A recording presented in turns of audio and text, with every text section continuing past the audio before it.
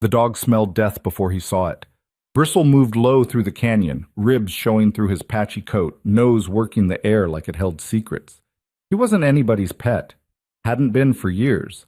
Just a half-starved cattle dog that survived on scraps and instinct, avoiding men when he could, stealing from them when he couldn't. But this smell stopped him cold. Not the usual rot of a coyote carcass or the sweet stink of a days-old deer. This was different. Fresher. Human. He circled once, ears flat, then moved toward it. The canyon floor opened up into a wide bowl of red dust and scattered rock. Wind cut through it like a blade, kicking up grit that stung the eyes. Nothing grew here. Nothing lived here. It was the kind of place things came to die quietly. And there she was. A girl, maybe 20, maybe younger, hard to tell with all the blood. She lay on her side, one arm twisted beneath her, the other stretched out like she'd been reaching for something that wasn't there. Her dress was torn, dark with dirt, and worse. Flies had already started to gather. Bristle approached slow, hackles raised, ready to bolt if this turned into something he didn't understand. She didn't move. He sniffed her hand. Cold. Stiff fingers caked in dust. He turned to leave. Then she sucked in a breath. It was small, broken, more reflex than intention, but it was air. Life. Barely. Her eyes cracked open, just slits, unfocused and glazed. Her lips moved, shaping words that had no sound. Bristle backed up a step. She tried again. This time a whisper came out, thin as smoke. "Don't leave me?" The dog's ears swiveled forward. "Please." Her hand twitched, fingers curling slightly like she wanted to reach for him but didn't have the strength. Bristle stood there, caught between instinct and something he didn't have a name for. He wasn't a rescue dog. Wasn't trained for anything except survival. Every bone in his body told him to run, to get distance between himself and whatever trouble had put this girl in the dirt. But he didn't. Instead, he sat, watched her chest rise and fall in shallow, uneven rhythms, listened to the wind scrape across the canyon walls, waited for her to die, maybe, or for something in him to decide what the hell he was supposed to do. She whispered again, so faint he almost missed it. "Cold." Her eyes closed. Bristle tilted his head, considering. Then he stood, shook the dust from his coat, and started running. Colt March didn't believe in signs. Didn't believe in luck, fate, or the idea that the universe gave two damns about what happened to anyone. You lived, you worked, you died. Everything in between was just noise. He stood at the fence line, hammer in hand, driving a post into ground that fought back with every swing. The ranch stretched out around him, 200 acres of scrub grass, rocky soil, and wind that never stopped. It wasn't much. Wasn't supposed to be. It was quiet. That's all he wanted. The war had taken everything else. He didn't talk about it, didn't need to. People who looked at him could see it in the way he moved, careful, controlled, like a man who'd learned the hard way that hesitation got you killed. His hands were scarred, his face weathered past his 30-some years, and his eyes had the kind of emptiness that came from seeing too much and feeling too little. He raised the hammer again. That's when he heard the barking. Colt lowered the hammer slowly, scanning the horizon. Nothing but open land and the long shadow of the canyon to the east. The barking came again. Closer. Frantic. Then he saw the dog. Bristle came tearing across the flat, kicking up dust, moving faster than Colt had ever seen him move. The dog usually kept his distance, showed up every few weeks, stole food from the porch, disappeared again. Colt left scraps out sometimes. Didn't mean anything, just less waste. But now Bristle was running straight at him, and he wasn't stopping. Colt set the hammer down and waited. The dog skidded to a halt 10 feet away, panting hard, eyes wild. He barked once, sharp and insistent, then turned and ran a few steps back the way he'd come. Stopped. Looked over his shoulder. Barked again. Colt frowned.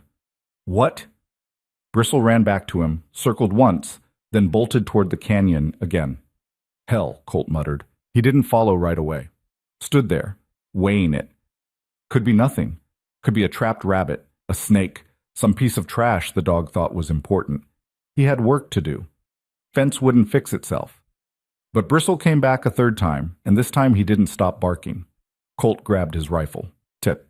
He followed the dog into the canyon, boots crunching over loose rock, rifle slung across his back. Bristle stayed ahead, glancing back every few seconds to make sure Colt was still coming. The wind picked up as they descended, carrying the smell of dust and something else. Something wrong. Colt's hand drifted toward the rifle. Bristle stopped at the edge of the bowl and waited. Colt came up beside him and looked down. For a long moment, he didn't move. The girl lay in the dirt like a discarded thing, small and broken and still. Blood had dried in dark patches across her dress, her hair. One of her boots was missing. The other was caked in mud. Colt's jaw tightened.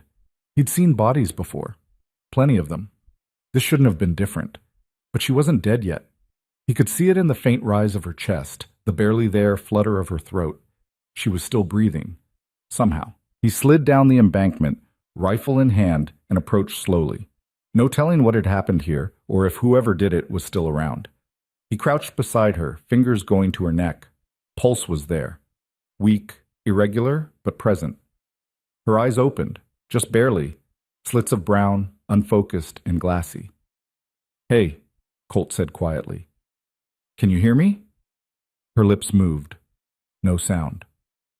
"I'm going to get you out of here, you understand?" She blinked. Once. Slow.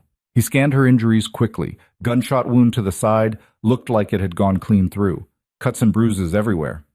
Dehydration, shock. She'd been out here at least a day, maybe more. She shouldn't be alive. Colt slid his arms beneath her, lifting carefully. She weighed almost nothing, bones and ragged breath. Her head lolled against his chest. Bristle stayed close as Colt carried her out of the canyon, pacing alongside like a sentry. The girl didn't speak, didn't move, just breathed, shallow and slow, while the wind tried to pull her away. The ranch house was small, one room for living, one for sleeping, a kitchen that barely qualified as such. Colt laid her on the bed, the only one in the place, and stepped back. She looked worse in the light. Pale as bone, lips cracked and bloodless.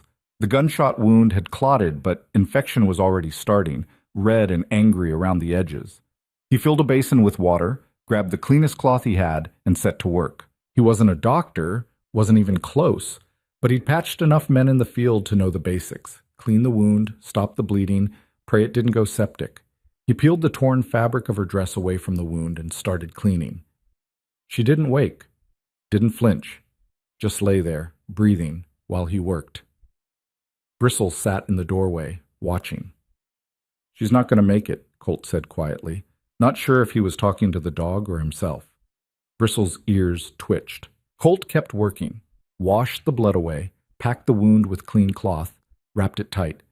Then he moved to the cuts on her arms, her face, the bruises that told a story he didn't want to read. Someone had hurt her, bad, on purpose. His hands stilled for a moment, jaw clenching. Then he kept going. By the time he finished, the sun had dropped below the horizon and the room was dim.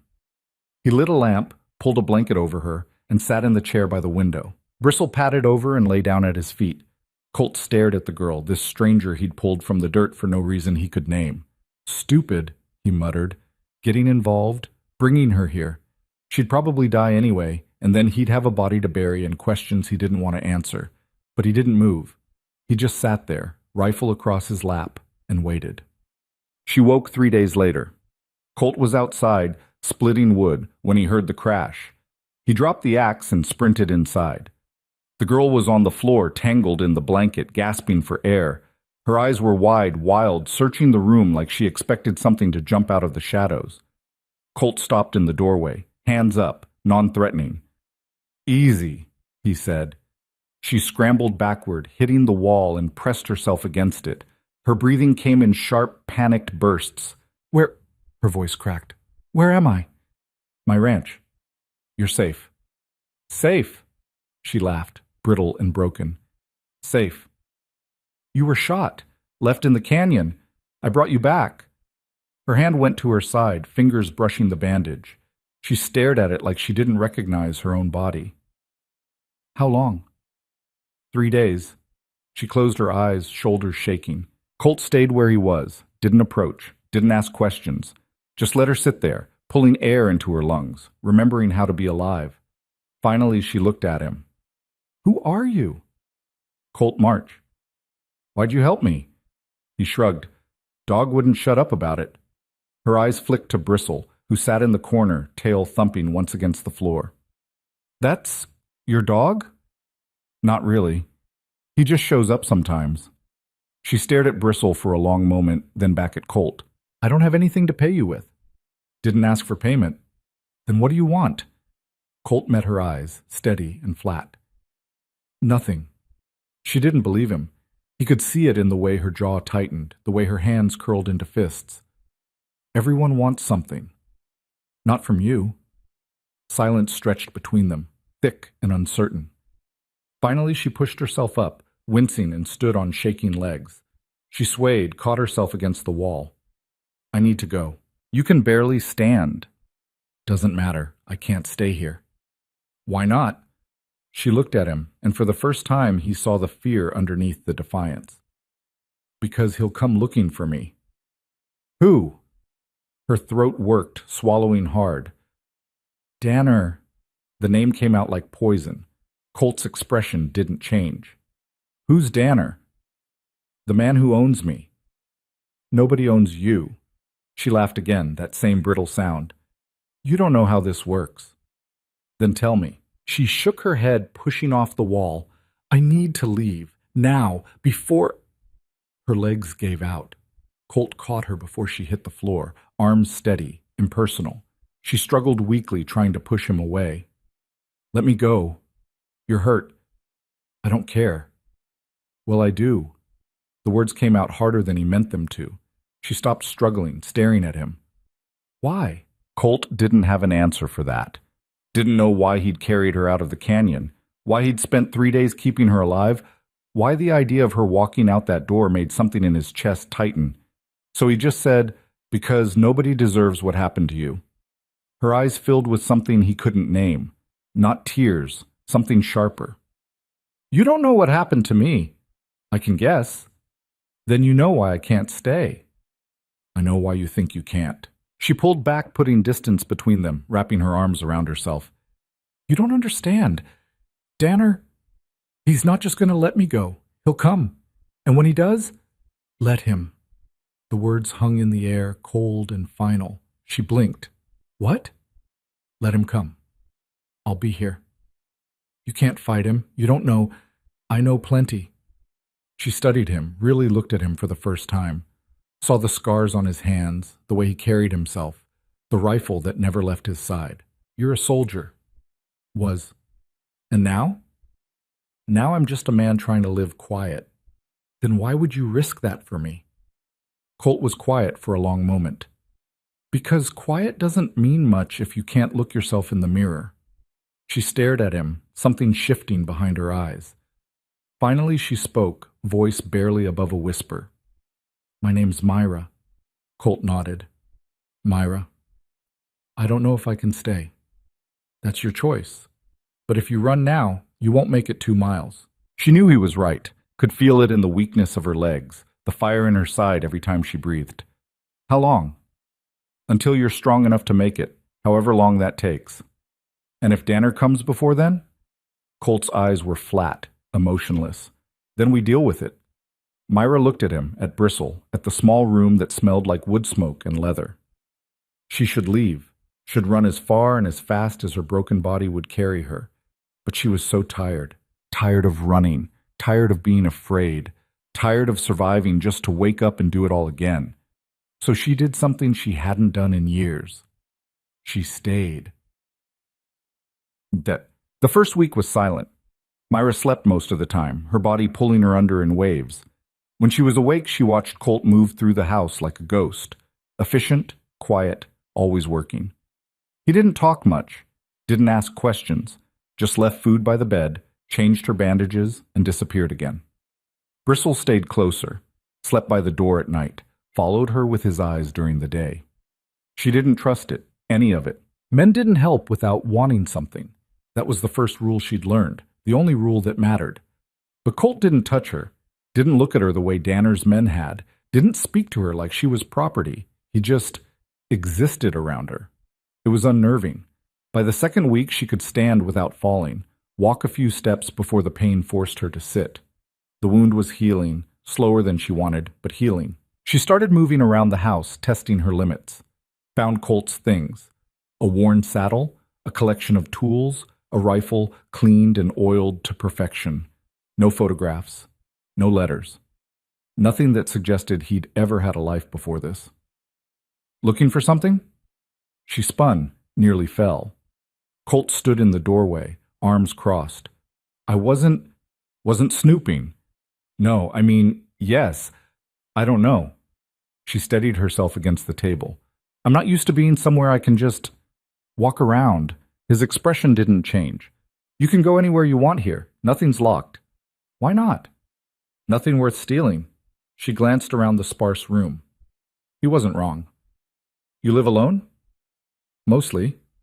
Why? Easier that way. Easier than what? Colt was quiet for a moment, then said, easier than explaining. Myra understood that. She had her own things she didn't want to explain. The dog, she said, changing the subject. Bristle. He really just shows up? Yeah. And you let him? He does what he wants. I just don't chase him off. That's not normal. Nothing about this is normal. She almost smiled. Almost. Instead, she said, thank you. Colt frowned slightly. For what? For not asking. Asking what? Questions about where I came from, what happened, why I was in that canyon. Her voice dropped. Most men would have asked by now. Figured you'd tell me if you wanted to. And if I don't? Then you don't. She studied him, trying to find the angle. The trap.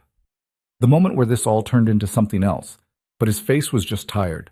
Not cruel, not calculating, just tired. I was traded, she said suddenly. Colt's eyes sharpened, but he didn't speak. My father sold me 2 years ago. Gambling debt. Danner took me as payment. Her hands clenched. He runs I don't know what to call it. A circuit, I guess. Girls like me. Bought, sold, moved from camp to camp, workers, companions, whatever the men paying wanted. The words came easier than she expected. Maybe because Colt didn't react, didn't flinch or look away or offer useless sympathy. He just listened. I tried to run once before, she continued. He caught me, made sure everyone knew what happened to girls who ran. She touched her side absently. This time I waited, planned, stole a horse, a knife, made it almost 20 miles before his men caught up. The gunshot? She nodded. They were supposed to bring me back, but the one who shot me, I think he panicked, thought he killed me. They left me there. And you crawled into the canyon. I didn't want anyone to find the body. Thought maybe if they couldn't find me, they'd think I got eaten, dragged off, something. Her laugh was hollow. Stupid plan. You're alive. Barely.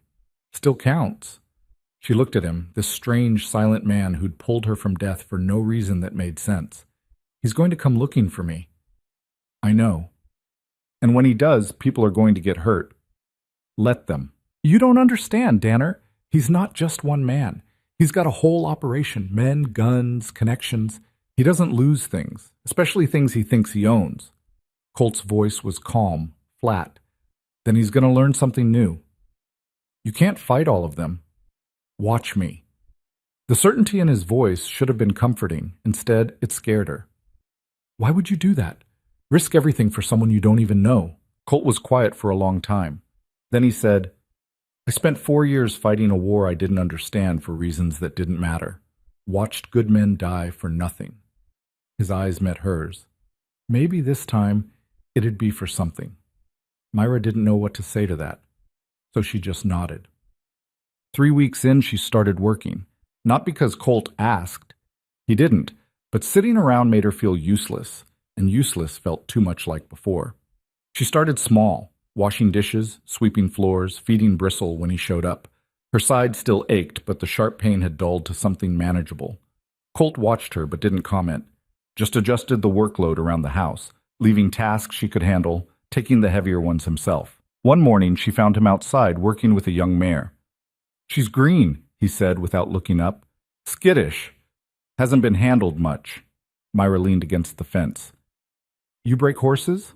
Don't like that word. I just teach them we're not the enemy. The mare danced sideways, nostrils flaring. Colt moved with her, calm and patient, voice low and even. Can I help? He glanced at her. You know horses? Grew up on a farm. Before. He considered, then nodded. Get in here slow. Don't look her in the eye. Myra climbed the fence carefully, dropping into the corral. The mare's ears swiveled toward her, body tensing. Easy, Myra murmured. Nobody's going to hurt you. She moved sideways, giving the mare space, hands visible and empty. The horse watched her, uncertain. That's it, Colt said quietly. Let her come to you. They stood there, the three of them, in the morning sun, waiting. Finally, the mare took a step forward, then another. Myra held still, breathing slow, until the horse's nose brushed her shoulder. Good girl, she whispered. Something loosened in her chest, something she'd thought was gone forever. When she looked up, Colt was watching her with an expression she couldn't read. What? She said. Nothing. You're good with her. Yeah, well, I know what it's like to be scared all the time. The words hung between them. Colt turned back to the mare, but his voice was softer when he spoke. You don't have to be. Not here. Myra didn't answer. Didn't know if she believed him.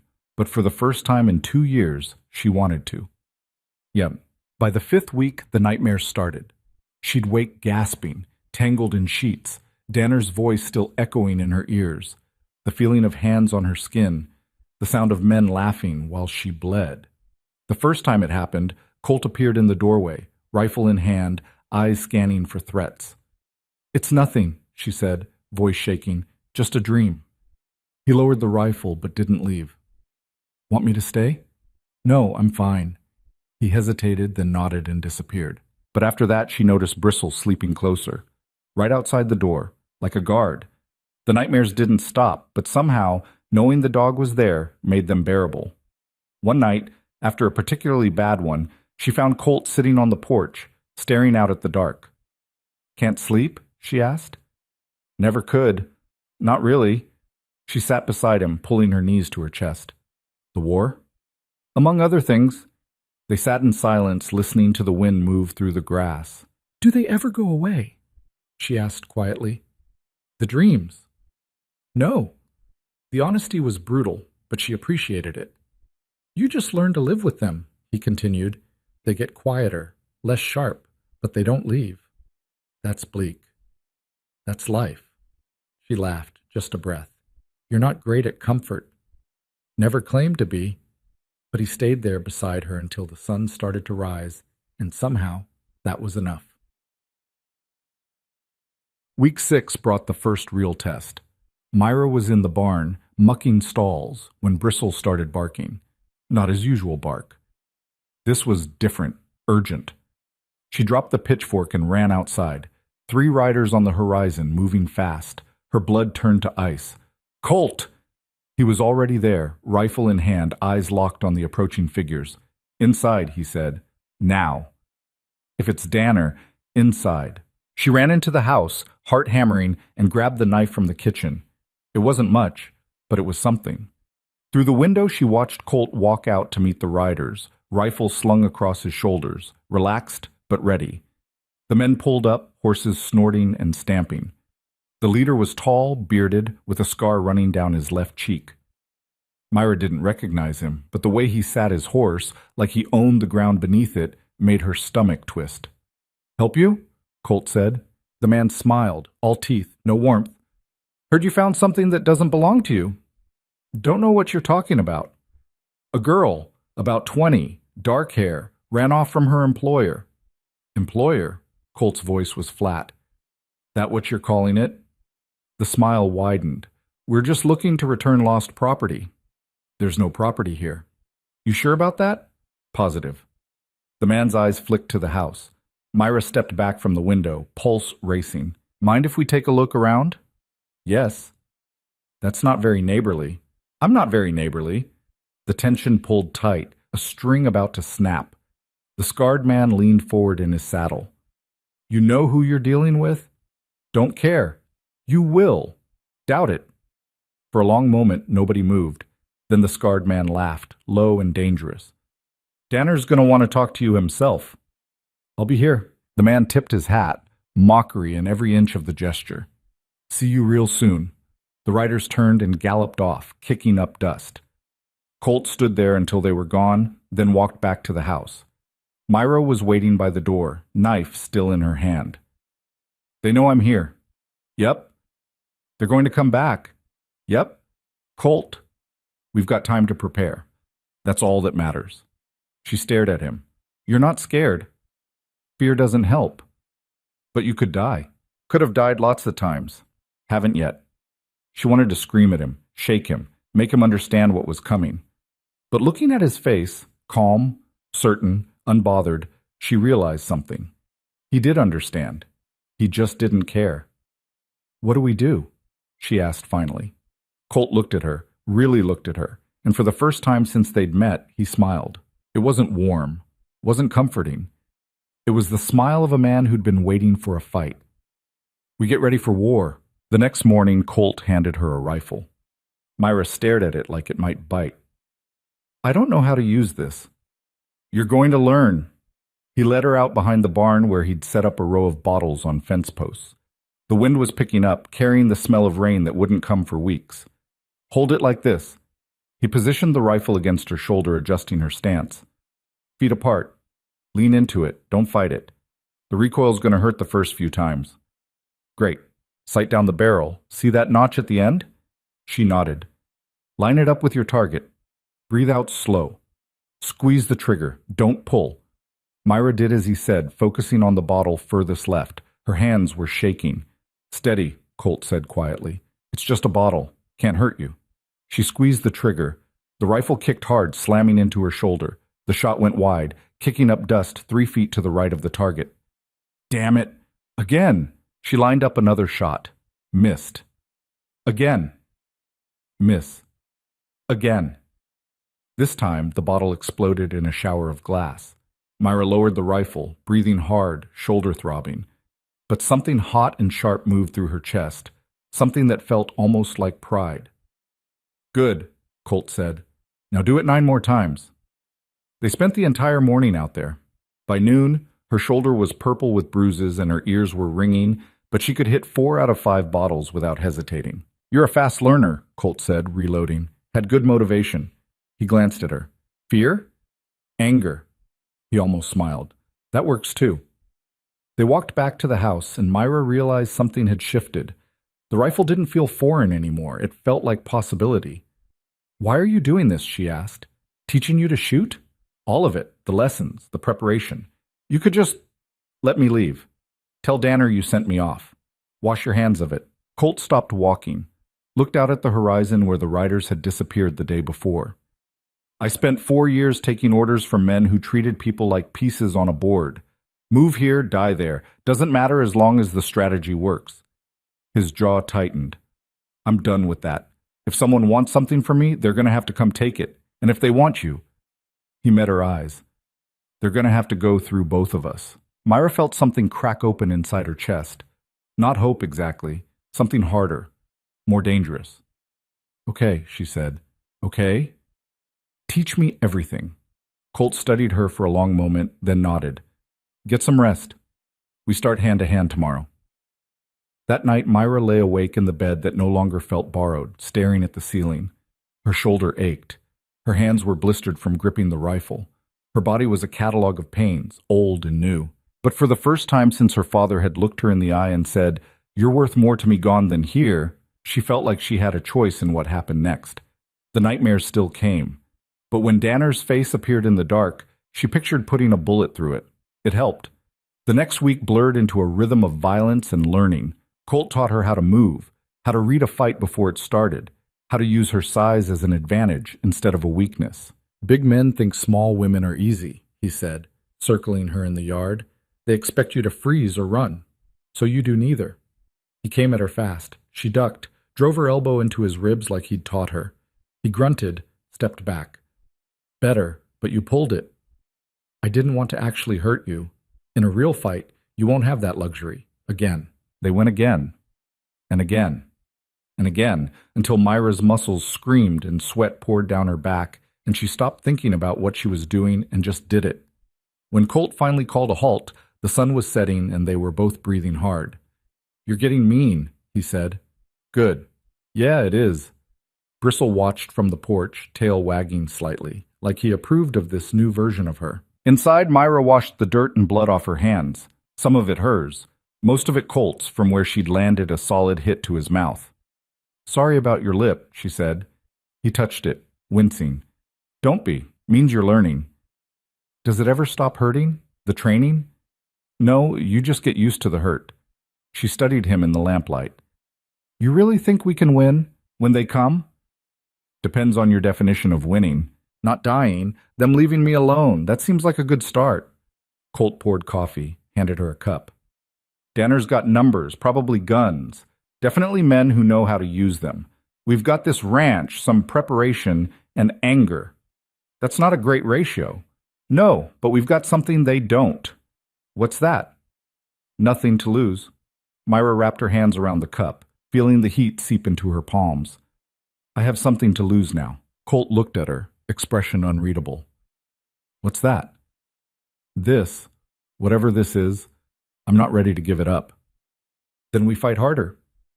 It wasn't a promise, wasn't a guarantee, but it was something solid to hold on to in the dark. 2 days later, Myra was mucking stalls when she heard horses again. Her heart lurched, hands going for the rifle Colt had insisted she carry everywhere now. But when she looked out, she saw only one rider this time. A woman. She rode up slow, hands visible, no weapon drawn. She was older than Myra, maybe 30, with sun-weathered skin and eyes that had seen too much. Colt came out of the house, rifle ready, but not raised. "Can I help you?" The woman dismounted carefully. "My name's Ruth. I'm looking for someone." "A lot of people looking for someone lately." "I'm not with Danner." The name made Myra's hands tighten on the rifle. "Then who are you with?" Colt asked. "Nobody anymore. I ran. 3 months ago. Made it pretty far before I heard about a girl who'd done the same thing." Ruth's eyes found Myra in the barn doorway. "Heard she'd survived. I wanted to know if it was true." Myra stepped out slowly. "It's true." Ruth's face did something complicated, relief and grief tangled together. "How?" "I got lucky." "That's not luck. That's a miracle." "Don't believe in those," Ruth laughed, sharp and bitter. "Me neither. But here you are." Colt hadn't lowered the rifle. "Why are you really here?" "Because I need to know if it's possible. If someone can actually get away and stay away." Ruth's voice cracked slightly. "I've been running for months, looking over my shoulder every day, waiting for them to find me. I'm so tired." Myra knew that exhaustion, had lived in it for 2 years. "You can't stay here," Colt said, not unkind. "We've got trouble coming." "I know. That's why I'm asking. When the trouble comes, can I help?" "You want to fight Danner?" Myra asked. "I want him dead. If that means fighting, then yes." Colt and Myra exchanged a look. Some silent conversation passed between them. Finally, Colt said, "You know how to shoot?" "Well enough." "Fight?" "I've had practice." "Then get off that horse and help me set traps." Ruth's eyes widened. "You're letting me stay?" "I'm letting you help prepare. After that, we'll see." It wasn't a welcome, but it was something. Ruth tied up her horse and followed Colt toward the northern fence line. Myra watched them go, then looked at Bristle. "We're collecting strays now, huh?" The dog's tail thumped once. "Yeah, guess we are." Over the next few days, Ruth proved herself useful. She knew things Myra didn't, how Danner's operation worked, how he moved his men, what he valued most. "He's got about 20 guys working for him at any given time," Ruth said one evening as they sat around the table. "Some of them are true believers. Think they're building something. Most are just in it for the money and the power." "Which ones are the most dangerous?" Colt asked. "The believers. They won't negotiate, won't back down. The mercenaries you might be able to scare off if you make it costly enough." "And Danner himself?" Ruth's face went hard. "He's smart. Careful. Won't come himself until he's sure he can win. He'll send men first, test your defenses, see what you're working with." "Good," Colt said. "Let him." He spread a hand-drawn map of the ranch across the table. We've got 3 ways in. Main road from the east, canyon path from the south, open range from the west. North is all cliff face. Nobody's coming that way. So we fortify 3 positions, Myra said, and make sure they regret choosing any of them. They worked through the night, planning. Colt marked positions on the map while Ruth described Danner's tactics, and Myra asked questions, her mind turning over possibilities. By dawn, they had something resembling a strategy. It probably wouldn't work. They were 3 people against a small army, but it was more than Myra had ever had before. It was a chance. The preparation intensified. Colt showed them how to build traps, simple things, mostly. Tripwires connected to bells. Boards with nails driven through them, buried in likely approach paths. Positions with clear sight lines and cover. We're not trying to kill all of them, he explained. We're trying to make them think twice. Make it cost more than we're worth. But we're going to kill some of them, Myra said, not a question. Probably. Good. Ruth looked at her with something like understanding. You've changed. Had to. I remember what that feels like. The moment you realize being nice won't save you, being good won't save you, only being willing to hurt them first will. Does it get easier? Myra asked. No, but you get harder. That night, Myra cleaned her rifle by lamplight. Movements automatic now. Muscle memory built over weeks of practice. She could field strip it, clear a jam, load and fire in under 30 seconds. Colt watched from the doorway. You're good with that now. Good enough? We'll find out. She set the rifle down, looked at him. You ever regret it, bringing me back? No. Why not?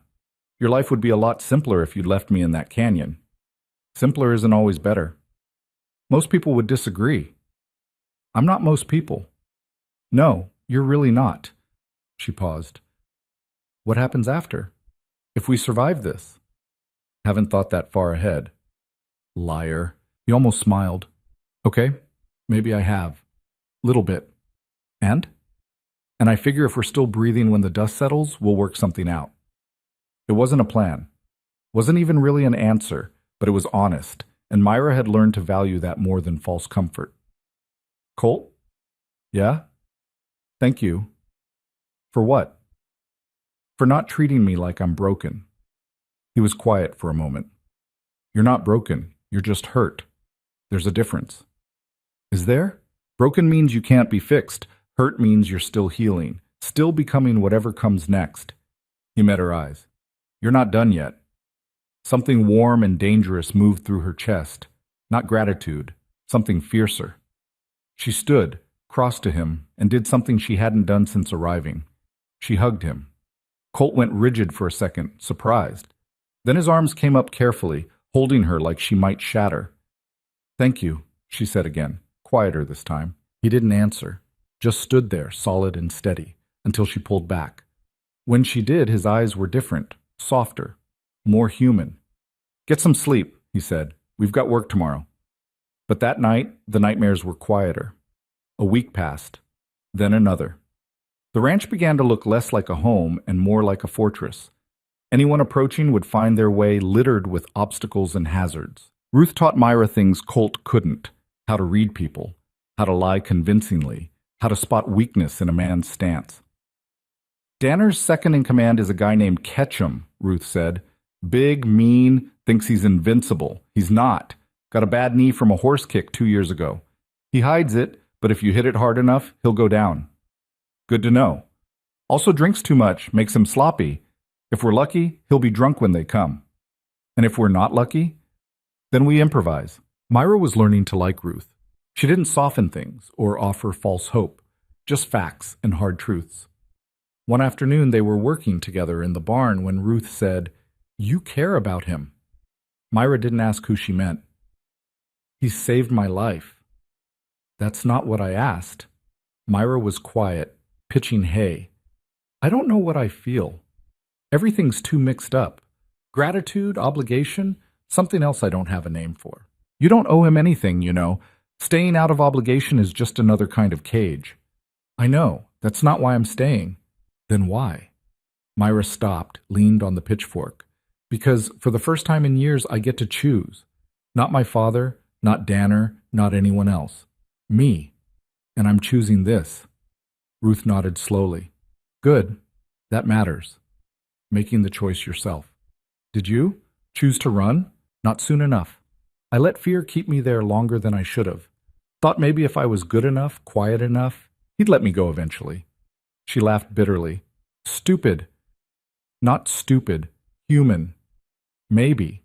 But I won't make that mistake again. Ruth's eyes hardened. When Danner comes, I'm not running. I'm ending it. We're ending it, Myra corrected. Yeah, we are. They worked in silence after that, but it was comfortable. Companionable. Like they'd found something in each other that didn't need words. That evening, Colt gathered them in the house. He looked tired, older than his years. They're coming soon, he said. I can feel it. How do you know? Myra asked. Because we're ready, and Danner's had enough time to plan. He won't wait much longer. Ruth nodded. He likes to move fast once he's committed, doesn't give people time to prepare. Too late for that. He doesn't know that yet. Colt spread the map out again. Final positions. Ruth, you take the canyon approach. You know his tactics, so you'll see them coming before they see you. Myra, you're on the main road. I'll cover the West Range. That leaves you alone, Myra said. I work better alone. That's not the point. It's the best use of resources. She wanted to argue, but he was right. They had to cover all approaches, and splitting up was the only way. Bristle stays with you, Colt said to Myra. The dog's ears perked up at his name. Why me? Because he's good at warning before trouble arrives, and because... He paused. Just because. Myra understood. Because Colt wanted her to have every advantage, every protection. Okay, she said quietly. They went over the plan 3 more times, checking details, fixing holes. By the time they finished, the moon was high and the night was cold. Ruth stood. I'll take first watch. After she left, Myra and Colt sat in the lamplight, not speaking, just existing in the same space. Finally, Myra said, What if we lose? We won't. But what if we do? Colt looked at her for a long time. Then we go down fighting, and that's more than most people get. That's bleak. That's honest. She laughed, just a breath. You know, for someone who saved my life, you're really not great at comforting speeches. Never claimed to be. No, you didn't. She stood, touched his shoulder briefly. Get some sleep. Tomorrow might be hell. Might be. But as she walked to the bedroom, she heard him say quietly, Myra? She turned. We're going to win. It wasn't a promise, wasn't a guarantee, but coming from Colt, it was close enough. She nodded and disappeared into the dark. That night, she didn't sleep, just lay in the bed, rifle beside her, listening to the wind and waiting for the sound of horses. But the night stayed quiet. Dawn came cold and gray.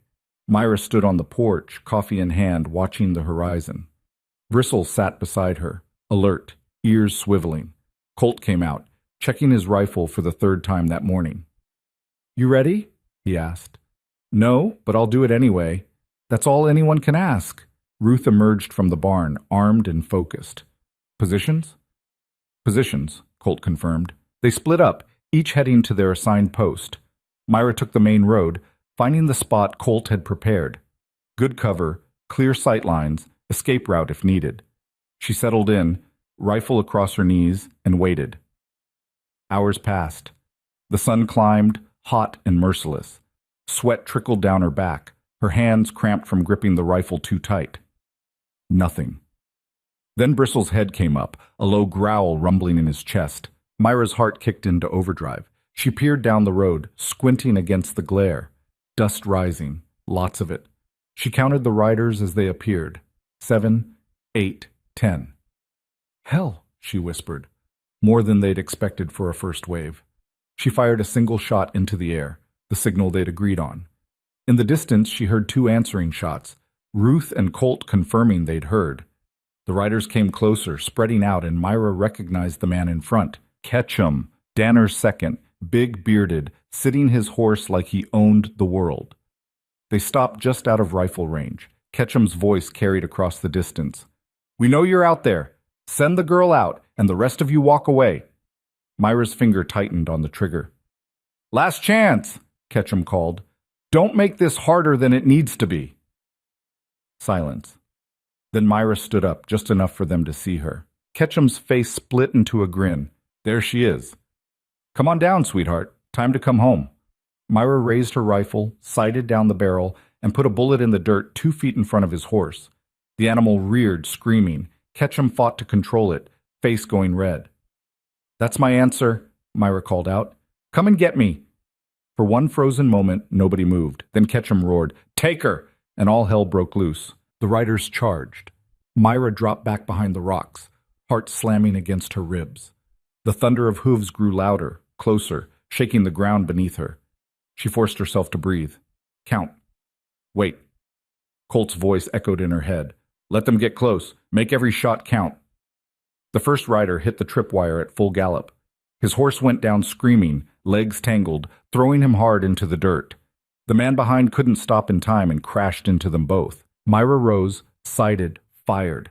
The third rider jerked backward, clutching his shoulder, and tumbled from his saddle. She ducked as return fire cracked overhead, splintering rock, sending chips flying. Bristle pressed against her leg, growling low. Stay down, she hissed at the dog. She moved to a different position, staying low, and fired again. Missed. Fired again. This time a horse reared and bolted, its rider barely hanging on. The gunfire was deafening. Smoke and dust filled the air, making it hard to see, hard to breathe. Myra's hands shook as she reloaded, fingers fumbling with cartridges. 2 riders broke off, circling wide, trying to flank her position. She swung the rifle toward them, fired twice. 1 man fell. The other kept coming. Then Bristle lunged forward, teeth bared, and hit the approaching rider's horse at the legs. The animal shrieked, threw its rider, and galloped off into the scrubland. The man hit the ground hard, rolled, came up with his pistol drawn. Myra pulled the trigger. Click. Empty.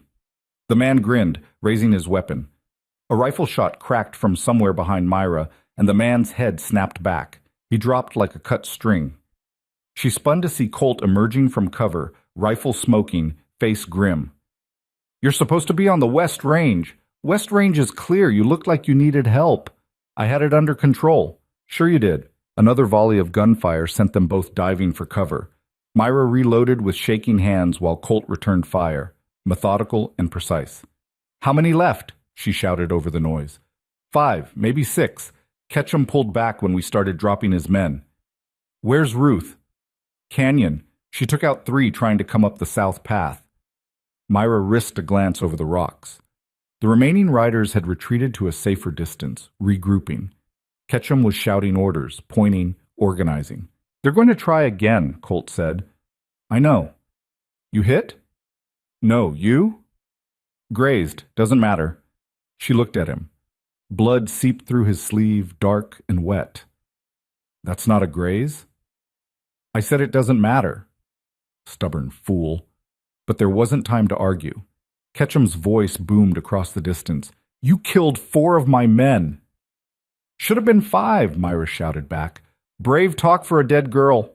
Come find out how dead I am. Colt grabbed her arm. What are you doing? Making him angry. Angry men make mistakes. Angry men also stop negotiating and start burning things. Good. Let him show who he really is. Ketchum was conferring with his remaining men, gesturing toward the ranch house. Myra's stomach tightened. They're going after the house, she said. Let them. It's empty. Everything we have is in there. Everything we need is right here. He met her eyes. Stuff can be replaced. You can't. Before she could respond, the riders split up. 3 rode hard toward the house, while Ketchum and 2 others circled toward Myra and Colt's position. Divide and conquer, Colt muttered. Smart. What do we do? We hold here. Ruth will handle the ones going for the house. You sure about that? No, but I'm sure about you, so stay focused. Ketchum and his men dismounted, spreading out, using rocks and brush for cover as they advanced on foot. Professional. Careful. These weren't the drunk mercenaries Ruth had described. These were soldiers. Myra's mouth went dry. She fired at movement, keeping them pinned, but her hands were shaking badly now.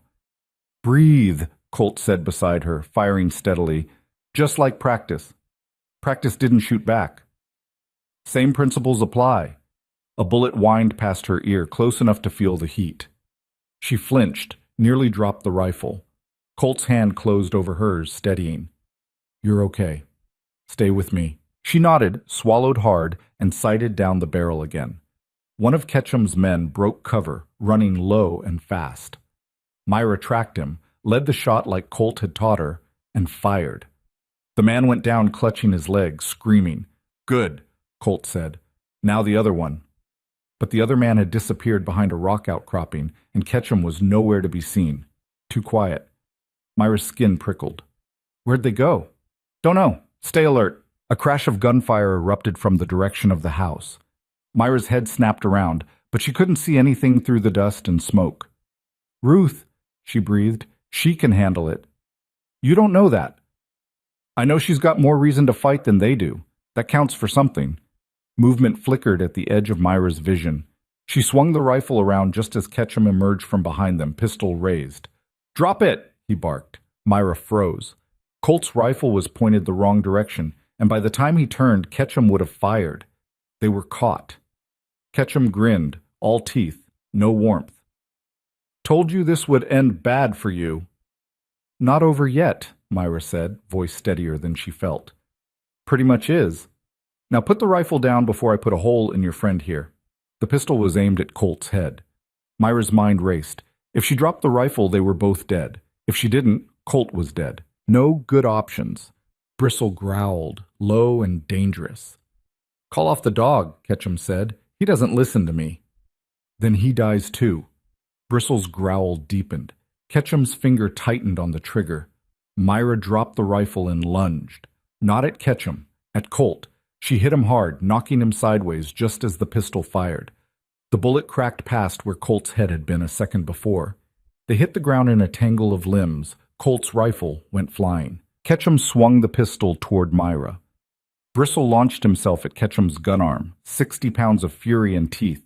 The big man screamed, trying to shake the dog off, but Bristle held on, snarling, ripping. Colt rolled to his feet, drew his knife, and closed the distance. Ketchum finally threw Bristle off, raising the pistol again, but Colt was already there. The knife went in low, under the ribs, and Ketchum's eyes went wide with shock. That's for every girl you helped him take, Colt said quietly, twisting the blade. Ketchum choked, blood bubbling at his lips. His knees buckled. Colt pulled the knife free and let him fall. Myra scrambled to her feet, breathing hard, whole body shaking. She'd never seen someone die that close before, never seen the exact moment the light left their eyes. It should have horrified her. It didn't. Colt retrieved his rifle, checked the body quickly for weapons, then looked at Myra. You hit? She shook her head, not trusting her voice. Good. Let's move. They ran toward the house, Bristle loping alongside. Gunfire still echoed from that direction, sporadic now, desperate. They rounded the barn and stopped dead. Ruth stood in the yard, rifle raised, facing down the last two riders. One was already on the ground, not moving. The other sat his horse, hands up, eyes wide. I didn't sign up for this, the man was saying, voice high and thin. I'm just here for the money. I'll ride out right now. You'll never see me again. You came here to take a girl back to slavery, Ruth said, voice flat and cold. You think I care what you signed up for?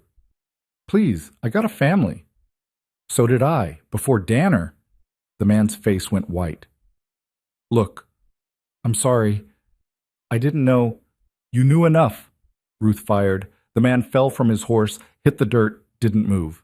The horse bolted, disappearing into the distance. Silence settled over the ranch like ash. Ruth lowered the rifle slowly, shoulders sagging. She looked 10 years older. Myra walked over to her, boots crunching on spent shells. You okay?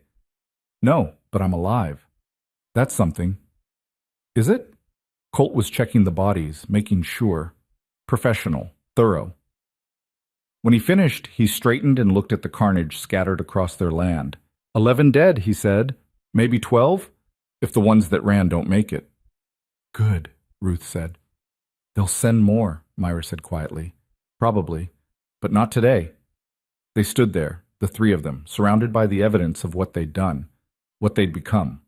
Myra's hands were still shaking. She clenched them into fists, trying to make it stop. Colt noticed. Didn't say anything, just stood beside her, solid and steady, until the shaking eased. "We should bury them," Ruth said finally. "Why?" Myra asked. "Because leaving bodies around draws scavengers." "I meant why bury them at all? They came here to kill us." "Doesn't mean we have to be like them." Myra wanted to argue, but Ruth was right. Leaving bodies to rot in the sun would make them something they weren't ready to be yet. They spent the rest of the day digging, hard, brutal work under a merciless sun. By the time they finished, Myra's hands were raw and bleeding, her back screaming. They didn't mark the graves, didn't say words, just filled in the holes and walked away. That night they sat on the porch, too tired to move, too wired to sleep. The ranch felt different now. Marked, changed. "They'll come back," Ruth said. Not a question. "Yeah," Colt agreed. "When?" "Soon. Danner won't let this stand. We embarrassed him. Killed his second. He'll have to respond." "And when he does," Myra said, "he'll bring everyone." "Probably." They sat with that knowledge, heavy and unavoidable. "We could run," Ruth suggested. "All three of us. Disappear. Start over somewhere he'll never find us."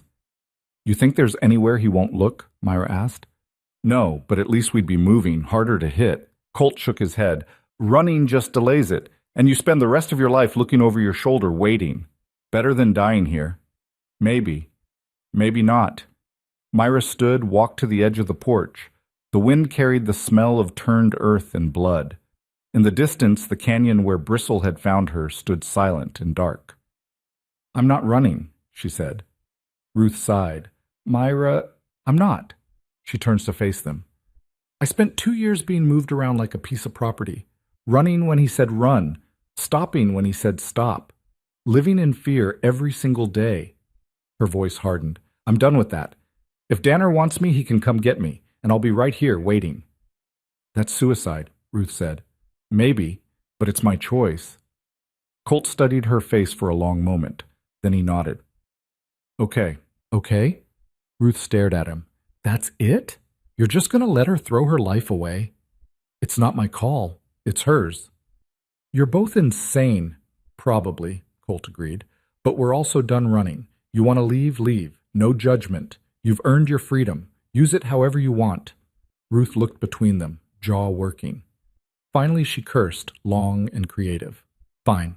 I'll stay. But when we're all dead, I'm haunting both of you." Despite everything, Myra smiled. "Deal." They spent the next 3 days preparing for war. Not the skirmish they'd just survived. Real war. Colt showed them how to make things that shouldn't be made, using materials that shouldn't be mixed.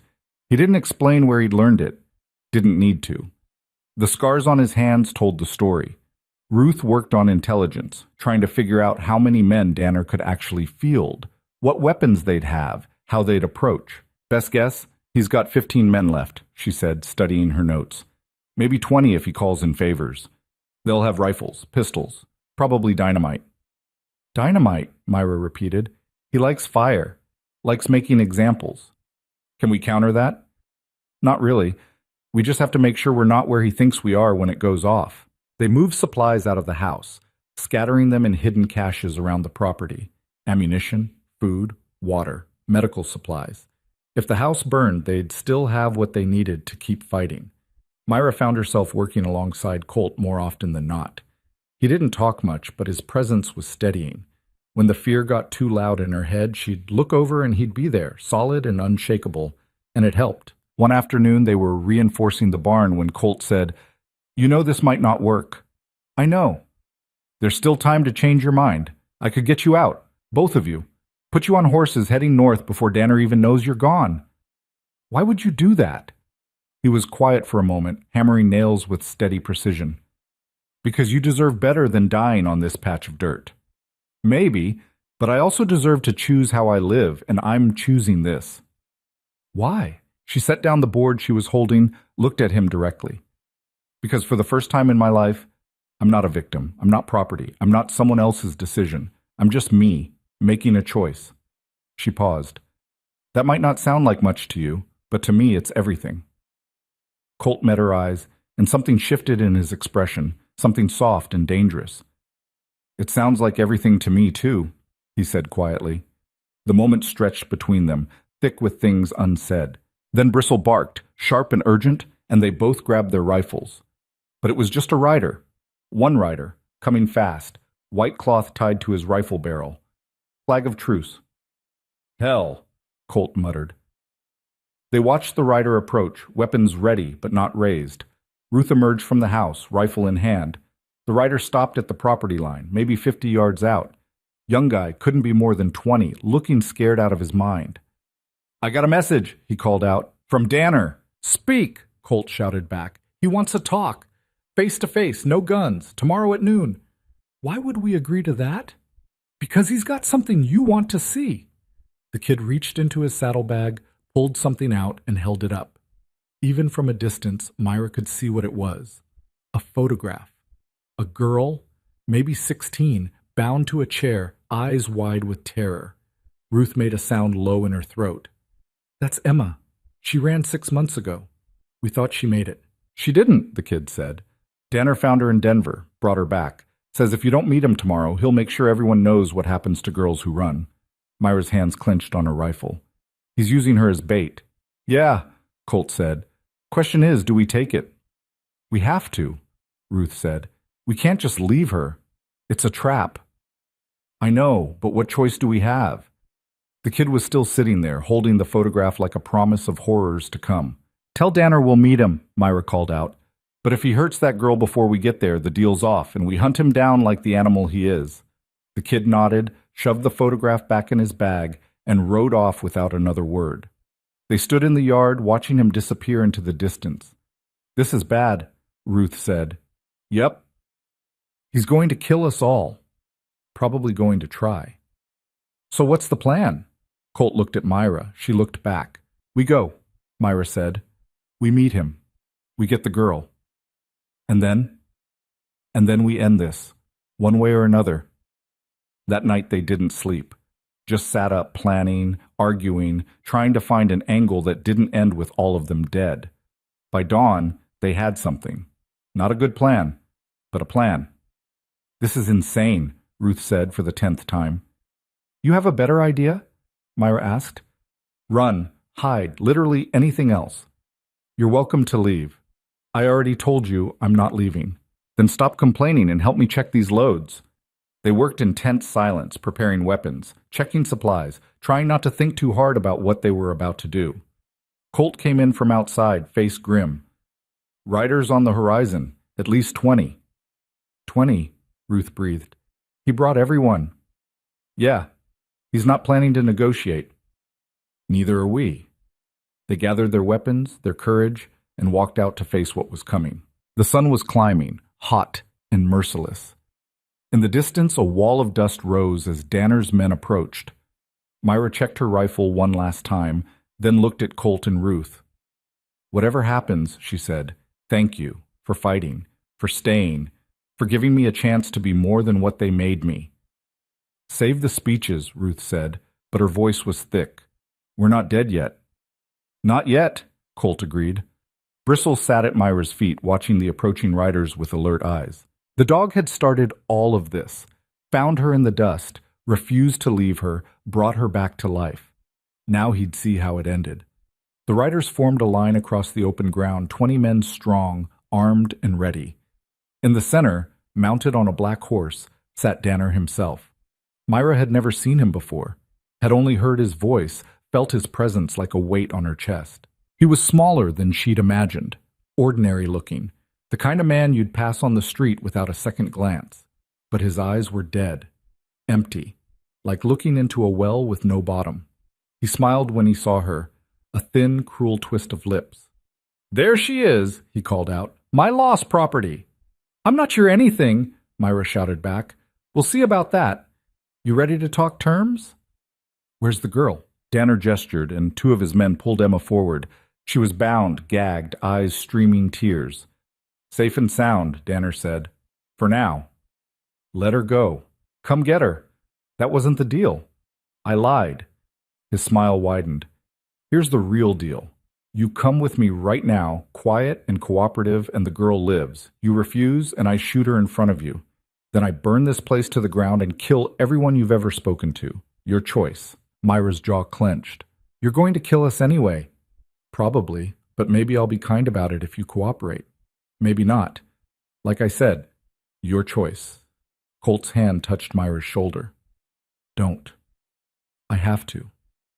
No, you don't. She's just a kid. So were you, 2 years ago. Myra looked at Emma, saw herself in that chair. Broken. Terrified.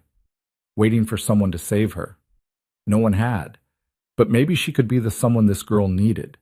She started forward. Colt grabbed her arm. Myra, don't do this. Let me go. No.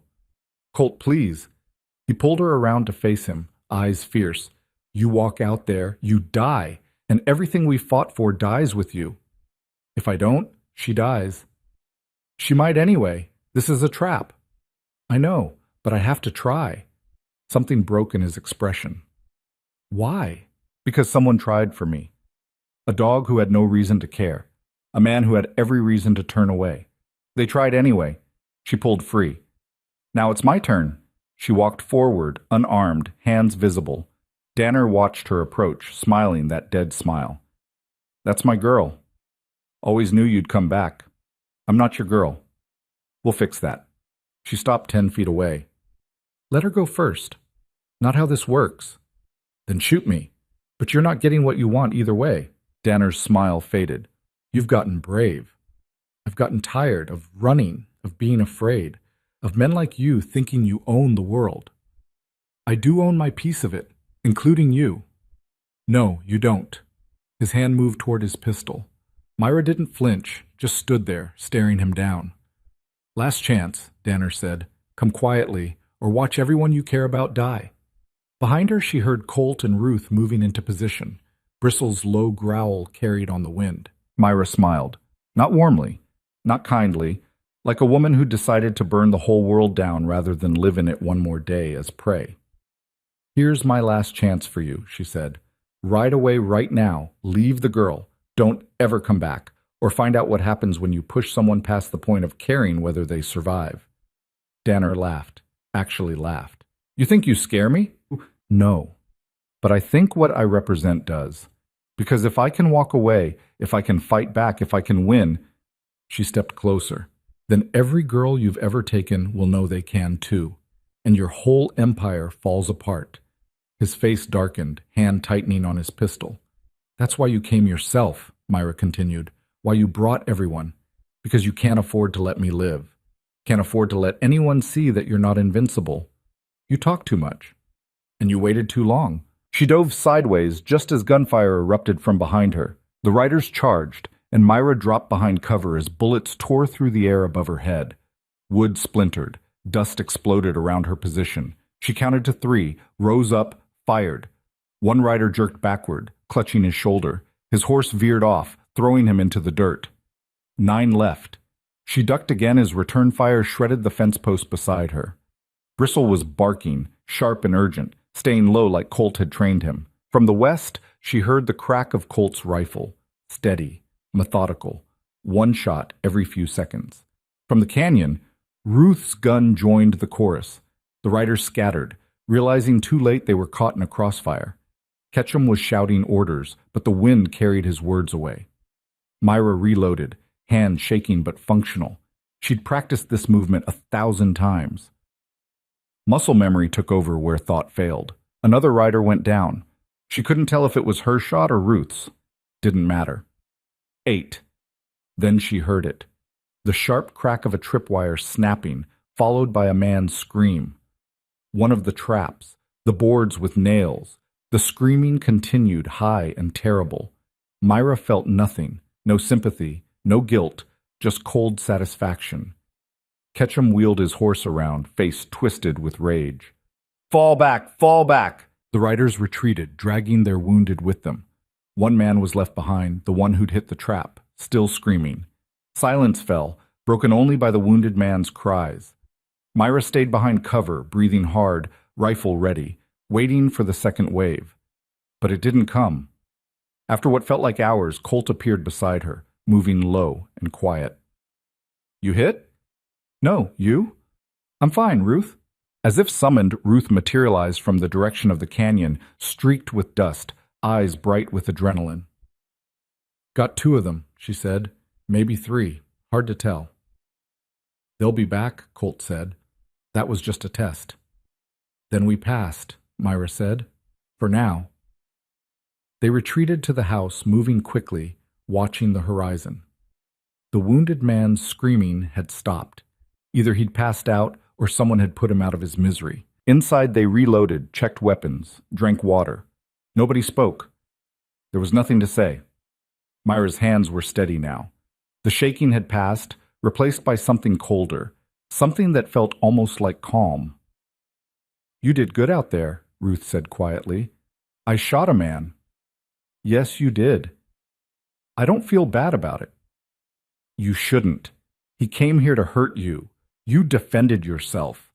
Myra looked at her rifle, at the blood on her hands from where she'd scraped them on the rough wood. This is what winning looks like, isn't it? Blood and dirt and doing things you can't take back. Yes, Ruth said. It is. Colt checked the perimeter from the window. They're regrouping, half-mile out. How many? All of them. They're calling in reinforcements. How long do we have?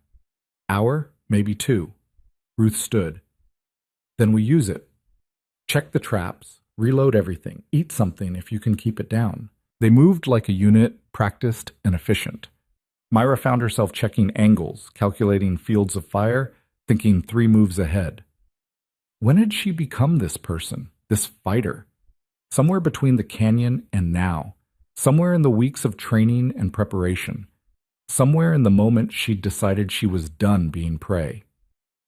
An hour later, the sun was dropping toward the horizon when they came in. This time there were 20 riders, maybe more.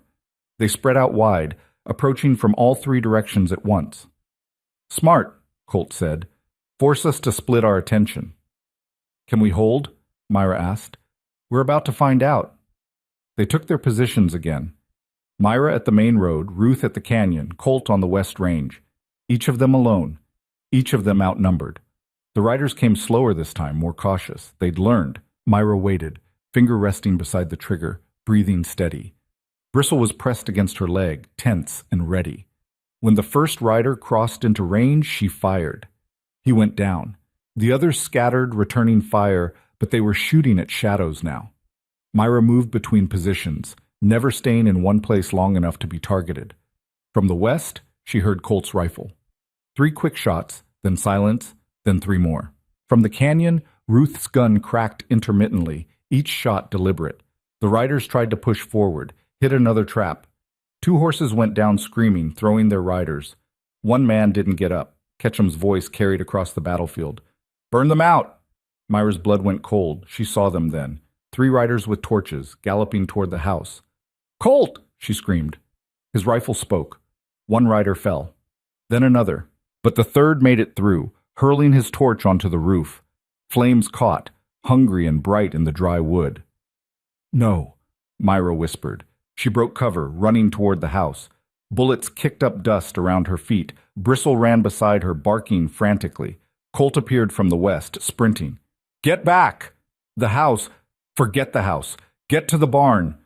Ruth emerged from the canyon path, firing as she ran. Cover fire, buying them seconds. They made it to the barn as the roof of the house collapsed in a shower of sparks and flame. Everything inside, Myra's few possessions, Colt's careful solitude, the place that had become something like home, gone. She wanted to scream, wanted to cry, wanted to put a bullet in every single one of them. Instead, she reloaded. New plan, Colt said, breathing hard. We make our stand here. Barn's got stone foundation. Won't burn as easy. We're trapped, Ruth said. No. We're concentrated. They want us? They can come get us. The riders regrouped, emboldened by the burning house. They started to close in, a tightening noose. Myra counted 15 still mounted, another 4 on foot. Too many. We can't hold against that many, she said. We don't have to hold forever, just long enough. Long enough for what? Colt's smile was grim. For them to realize this is costing more than we're worth. But the riders kept coming. They set up a perimeter around the barn, just out of rifle range. Waiting. Ketchum rode forward, staying careful. You've got 30 seconds to send the girl out, he shouted. After that, we burn this barn too and shoot anything that runs. Myra looked at Colt. Let me go. End this. No. Colt. I said no. People are going to die. They already have. Theirs and maybe ours, but you're not walking out there. It's my choice, and I'm making mine. You want to shoot me to get past? You'll have to do it. They stared at each other, both breathing hard. Ruth interrupted. He's right. You go out there, you think they'll just let you leave? They'll make an example of you, slowly, and then they'll come back and kill us anyway. So what do? We fight, Colt said simply. Ketchum's voice came again. Time's up. The riders moved forward. Colt grabbed something from the corner of the barn. A bottle stuffed with a rag. Myra recognized it from their preparations. Get ready to run, he said. He lit the rag, stepped into the doorway, and threw. The bottle arced through the air, trailing flame. It hit the ground in the middle of the riders and exploded, scattering fire. Horses screamed. Men dove for cover. In the chaos, Colt grabbed Myra's arm. North Cliff, now! They ran, Ruth right behind them, as bullets tore through the air. The cliff face Colt had said was impassable loomed ahead. There's no way up, Myra shouted. There is if you know where to look. He led them to a narrow crack in the rock, barely wide enough for a person. Up! Go! Myra hesitated. The crack was dark, tight, terrifying. Move! Ruth shoved her forward. She climbed, hands scrabbling for purchase, feet slipping on loose stone. Behind her she heard Ruth, then Colt, then gunfire, echoing off the cliff. The crack opened into a narrow ledge 20 feet up. Myra pulled herself onto it, gasping, and reached down to help Ruth. Colt came last, breathing hard. Blood stained his shoulder. You're hit, Myra said. Just grazed. I'm fine. They were trapped on the ledge, backs to stone, nothing but air in front. Below, the riders searched the barn, realized their prey had escaped. It took them less than a minute to spot the cliff. There! Someone shouted. Bullets sparked off the rock face, but the angle was bad. Most shots went wide. Can they reach us? Ruth asked. Not easily, Colt said. But we can't stay here forever either. So, what? The sound of hoofbeats interrupted her. Different from before. Coming from the east. Myra's heart sank. Reinforcements. More riders. But when they crested the hill, she saw something that made no sense. A woman rode at the front. Behind her, a dozen others. All women. All armed. They charged into Danner's men without hesitation. No warning, no negotiation, just fury and gunfire.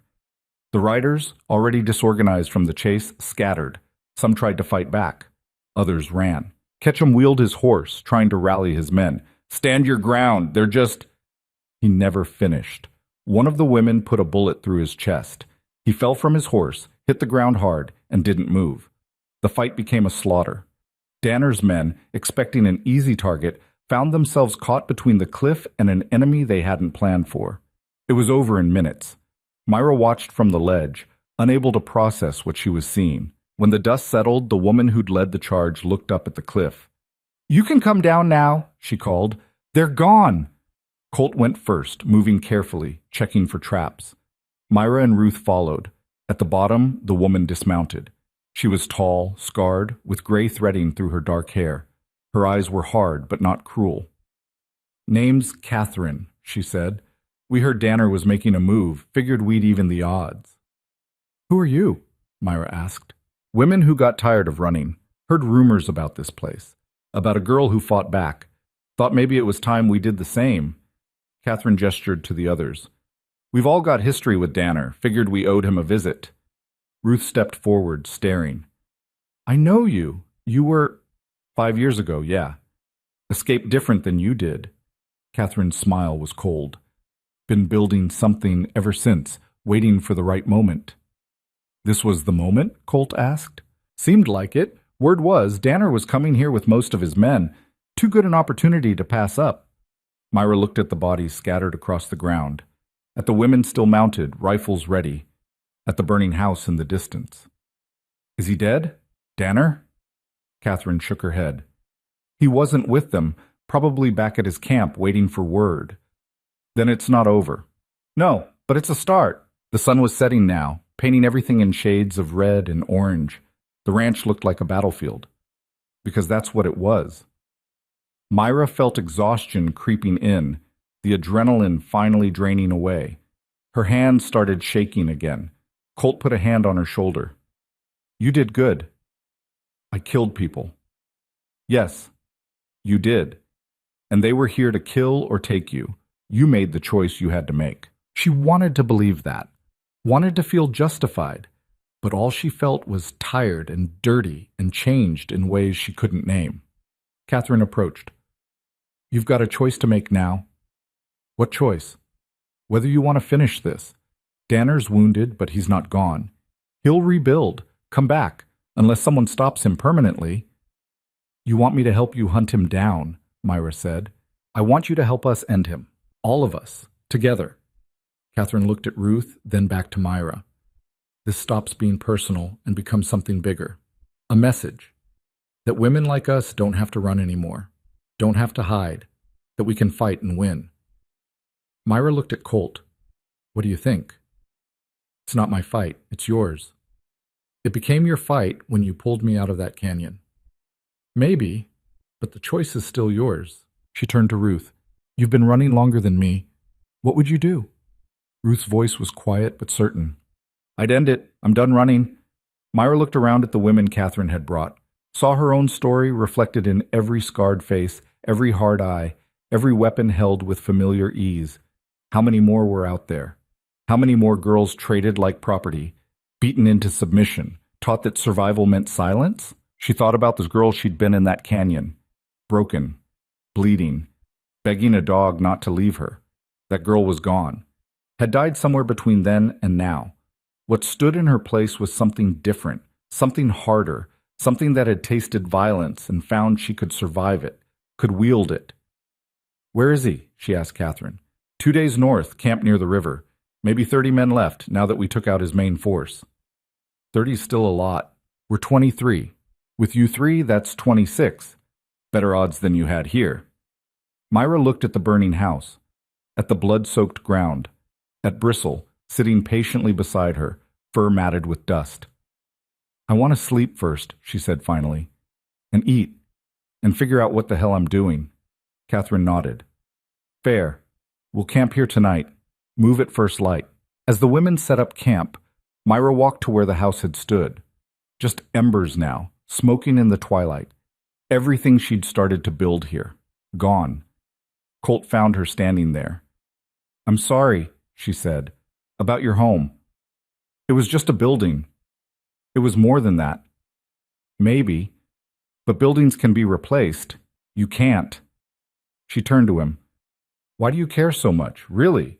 I need to understand. He was quiet for a long time, staring at the ruins. I watched a lot of people die in the war. Good people. People with families, with futures. And I couldn't save any of them. Orders said move forward, so we moved forward. And they died. And I kept living. His jaw tightened. When Bristle brought me to you, I had a choice. Walk away, let nature take its course. Or try. For once, just try to save someone. He looked at her. You made it worth it. Myra felt something crack open in her chest. Not breaking, opening. I don't know what I'm doing, she said. I don't know if I can do this. Hunt down Danner, kill him, become whatever that makes me. You don't have to know. You just have to decide if you can live with walking away. Could she? Could she run, rebuild somewhere else, spend the rest of her life looking over her shoulder, wondering when he'd find her again? Or wondering about all the other girls still trapped in his circuit, waiting for someone brave enough to fight? I can't walk away, she said quietly. I know. Will you come with me? Where you go, I go. Made that choice weeks ago. Ruth appeared out of the darkness. Catherine's asking about plans. You ready to talk strategy? Myra took a breath. Let it out slow. Yeah, let's end this. They gathered around a fire, all 26 of them. Catherine spread a rough map in the dirt, marking positions. Danner's camp is here, in a box canyon, one way in, one way out. Normally, that'd be suicide to attack. But, Myra prompted, but there's a ridge overlooking it, 50 feet up. Good cover, clear shots. We put half our people up there, the other half blocks the exit. Trap them the same way they've trapped so many of us. He'll have sentries, Ruth said. We take them out quiet. Before dawn. Then we move. One of the other women spoke up. Her name was Anna, young, maybe 18. What about the men who surrender? Do we let them go? Catherine's face was stone. That's not my call to make. Every woman here gets a vote. The debate was short, brutal. In the end, they agreed. Men who dropped their weapons and walked away lived. Men who fought died. Simple as that. Myra found herself nodding along. When had mercy become conditional? When had she become someone who could weigh lives on a scale and find some wanting? Somewhere between the canyon and now. Somewhere in the fire and the blood and the choice to stop being a victim. They planned through the night, every detail, every contingency, who went where, who covered what. Signals. Fallback positions. Escape routes if it all went wrong. By the time the sun rose, they were ready. The women packed their gear in silence, checked weapons, mounted horses. Myra found herself riding beside Catherine at the front, Ruth on her other side, Colt bringing up the rear. They rode north, eating dust, watching horizons. Nobody spoke much. There wasn't much to say. 2 days felt like 2 years. They camped rough at night, rotating watches, sleeping in shifts. Myra barely slept. When she did, she dreamed of Danner's face, of putting a bullet through it. On the second morning, Catherine called a halt. Canyon's just ahead. We go on foot from here. They left the horses with 4 women to guard them. The rest moved forward, spreading out, using the terrain for cover. The ridge overlooking Danner's camp was exactly where Catherine had said it would be. They climbed it in silence, weapons ready. From the top, Myra could see everything. The camp was larger than she'd expected. Maybe 40 men, not 30. Tents scattered throughout the canyon floor. Fires burning low. Sentries posted at the entrance, and in the center, sitting outside the largest tent, was Danner. Myra hadn't seen him in months. Had tried to forget what he looked like, but seeing him now brought everything rushing back. The first time he'd looked at her like property. The first time his hand had struck her face. The smell of his breath when he'd leaned close and told her she belonged to him now. Her hands tightened on her rifle. Easy, Colt murmured beside her. Stay focused, Catherine was signaling. The women on the ridge took their positions. The others moved to block the canyon exit. The sun was just starting to rise, painting the canyon walls gold. Catherine looked at Myra. Your call, when you're ready. Myra sighted down her rifle, found Danner in the scope, watched him drink coffee, laugh at something one of his men said. So casual, so comfortable in his power. She thought about the girl in the canyon, the one who'd begged a dog not to leave her. She thought about all the other girls, the ones who hadn't made it, the ones still trapped. She thought about Ruth, Catherine, Anna, all these women who'd found the courage to fight back. And she pulled the trigger. The shot echoed through the canyon like thunder. Danner's coffee cup exploded in his hand. He jerked backward, staring at his bleeding fingers, not yet understanding. Then chaos erupted. The women on the ridge opened fire. Men scrambled for weapons, for cover, for understanding. The sentries at the entrance went down before they could raise an alarm. Danner was shouting orders, but his voice was lost in the gunfire. Men tried to run, found the exit blocked, tried to climb the canyon walls, found themselves exposed and vulnerable. Some dropped their weapons, raised their hands, walked slowly toward the exit with their hands up. The women let them pass, kept their guns trained but didn't fire. Others fought, died. It wasn't clean, wasn't easy. Bullets don't discriminate. 2 of Catherine's women went down. 1 didn't get up. But the numbers were overwhelming. Danner's men, caught unprepared, were being cut down. Myra kept firing, mechanically. Each shot a choice, each death a decision she'd have to live with. She saw Danner making for a horse, saw him mount, saw him try to flee. She stood, sighted, fired. The shot took him in the leg. He fell from the horse, hit the ground screaming. Myra was moving before she thought, scrambling down the ridge, rifle in hand. Colt was right behind her, shouting something she couldn't hear over the blood pounding in her ears. She reached the canyon floor as the last of the gunfire died away. Bodies everywhere, wounded men crying, surrendered men being herded together, and Danner, on the ground, clutching his leg, blood soaking through his fingers. His eyes found hers, widened. "You," he gasped. "You're supposed to be dead." Disappointing, isn't it? She walked toward him slowly, rifle raised, finger on the trigger. He tried to scoot backward, face pale with pain and fear. Wait, we can make a deal. I've got money, connections, whatever you want. I want you to understand something, Myra said quietly. I'm not your property. I never was. None of them were. Please. She shot him in the other leg. His scream echoed off the canyon walls. That's for every girl you traded, every life you destroyed. She worked the bolt, chambered another round. Danner was crying now, begging, promising anything if she'd just let him live. Myra felt nothing, no satisfaction, no rage, just cold certainty. She raised the rifle to her shoulder. Wait, Colt said behind her. She didn't lower the gun. Don't tell me not to do this. I'm not. I'm just saying, make sure it's what you want. There's no taking it back. I know. You can walk away right now. Let someone else do it. Let him bleed out slow. You don't have to carry this. Myra looked at Danner, broken and bleeding in the dust, reduced to what he'd always been beneath the power and the violence. Just a man, mortal, afraid.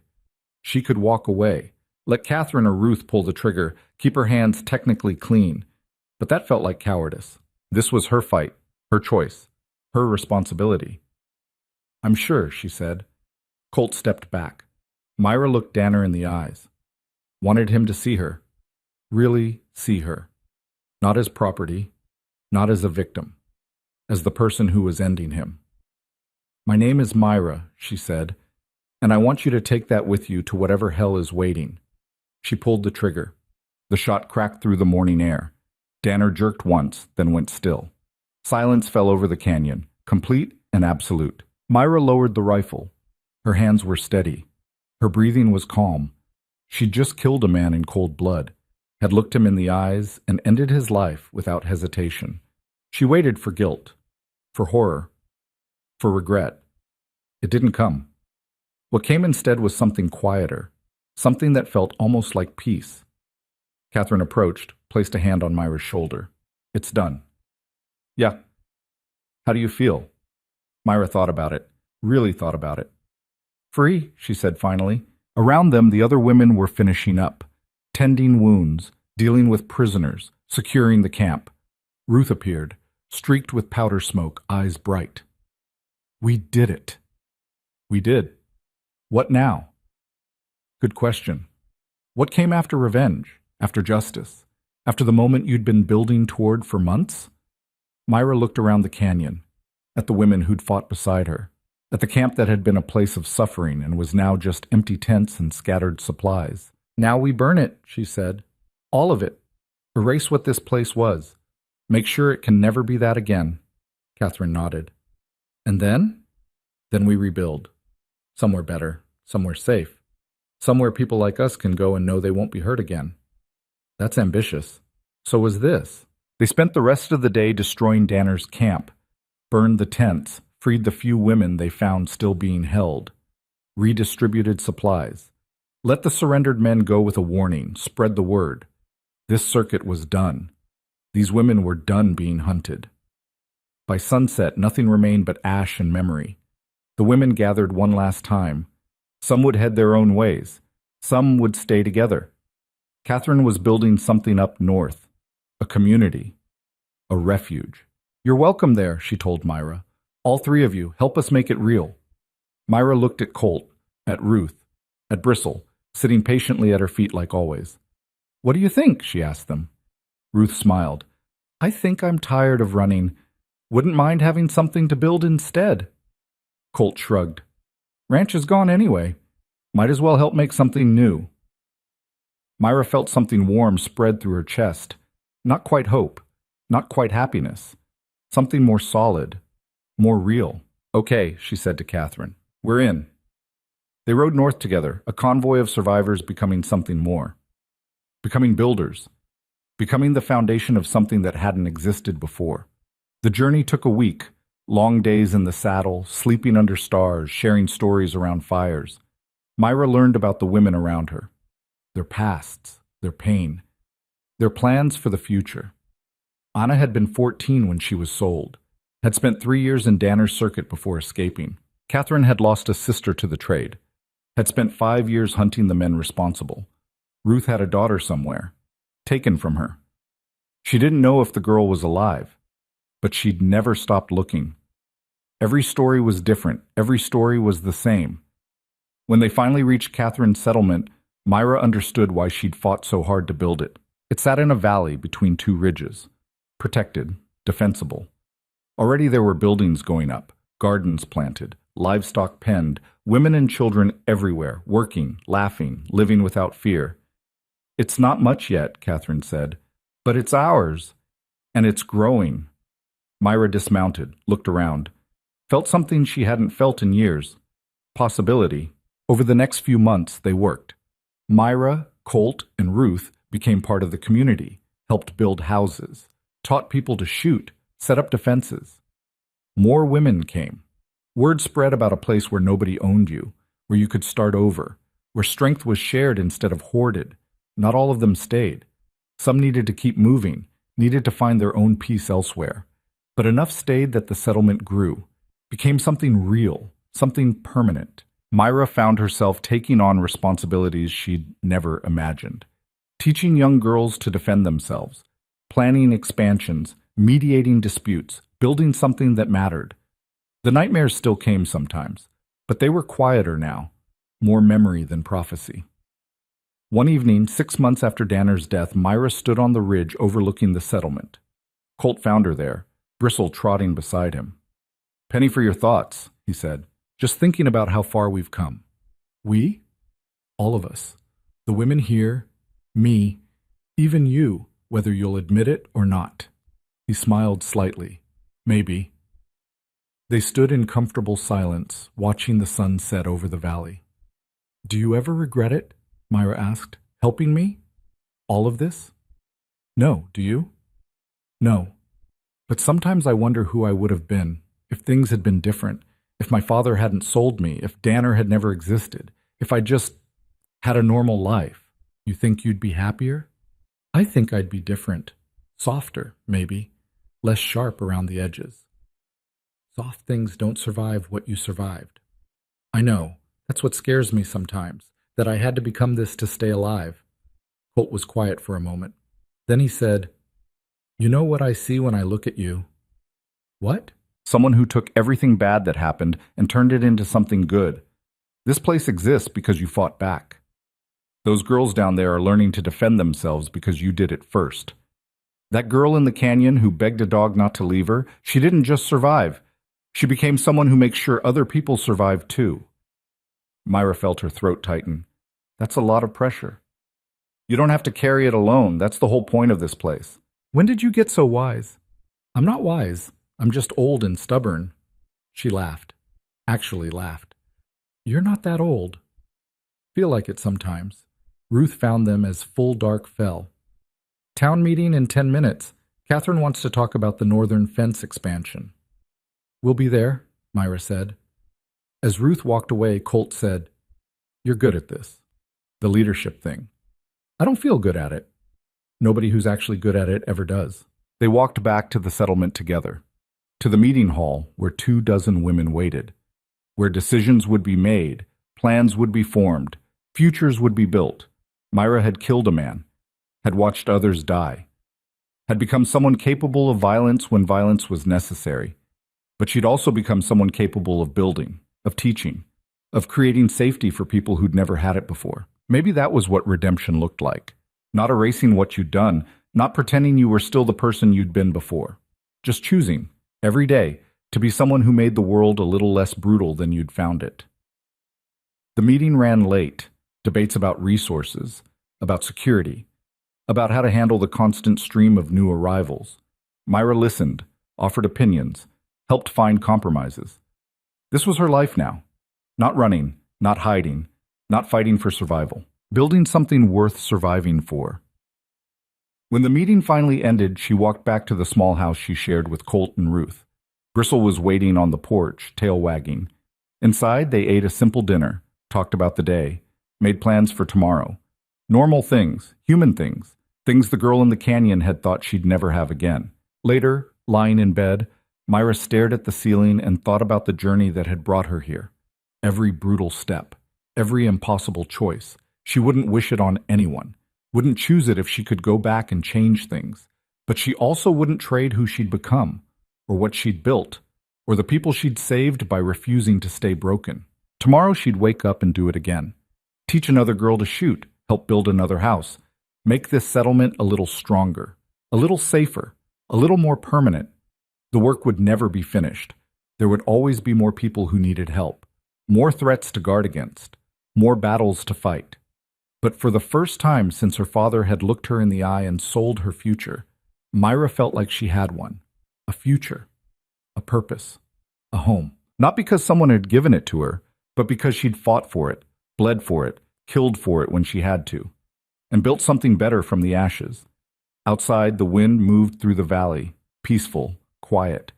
Myra closed her eyes and, for once, slept without nightmares. The girl who'd died in the canyon was gone, would never come back.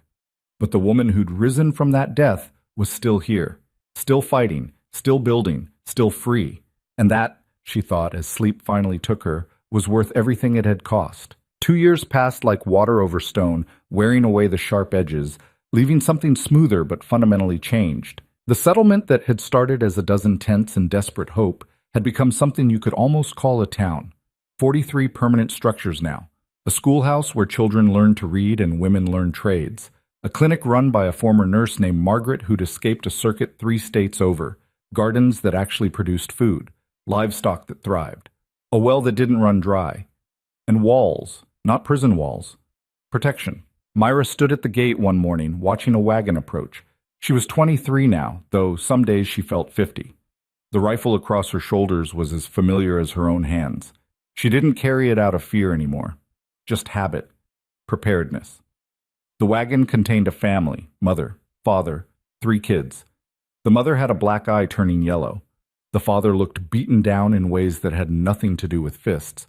"We heard there's a place," the mother said quietly, "where people can start over." "You heard right," Myra said. "You running from something?" "Someone. My brother. He's not a good man." Myra nodded, understanding everything that wasn't being said. "You're safe here, but you work. Everyone works. We don't carry anyone. We can work." "Then come on in. Ruth will get you settled." She watched them pass through the gate, saw the moment the mother's shoulders relaxed fractionally. That moment when you realized maybe, just maybe, you might actually be safe. Myra knew that moment well, remembered it from her own arrival here. The disbelief, the waiting for the other shoe to drop, the slow acceptance that this place was real. Colt found her an hour later working on the northern fence. Her hands were blistered from the hammer, but the work felt good, tangible, real. "New arrivals?" he asked. "Family, running from an abusive brother." "You let them in?" "Why wouldn't I?" "Just checking. You're getting soft." She snorted. "I shot a coyote this morning for getting too close to the chickens. Not that soft." "Fair point." He picked up a fence post, held it steady while she hammered. "Catherine wants to talk. About expansion. We can barely manage what we have." "That's what I said. She thinks we're ready." "What do you think?" Colt was quiet for a moment, studying the valley below. "I think we've built something good here. Something worth protecting. And I think if we don't grow, we'll stagnate. People need purpose, need to feel like they're building towards something." "When did you become a philosopher?" "I'm not. I just pay attention." They worked in silence for a while, the rhythm of hammer and wood filling the space between them. This was comfortable now, easy. 2 years had worn away the awkwardness, the uncertainty about what they were to each other. Friends, definitely. Partners in building this place. Sometimes, late at night when the nightmares came, something more. But neither of them pushed. Neither of them needed labels.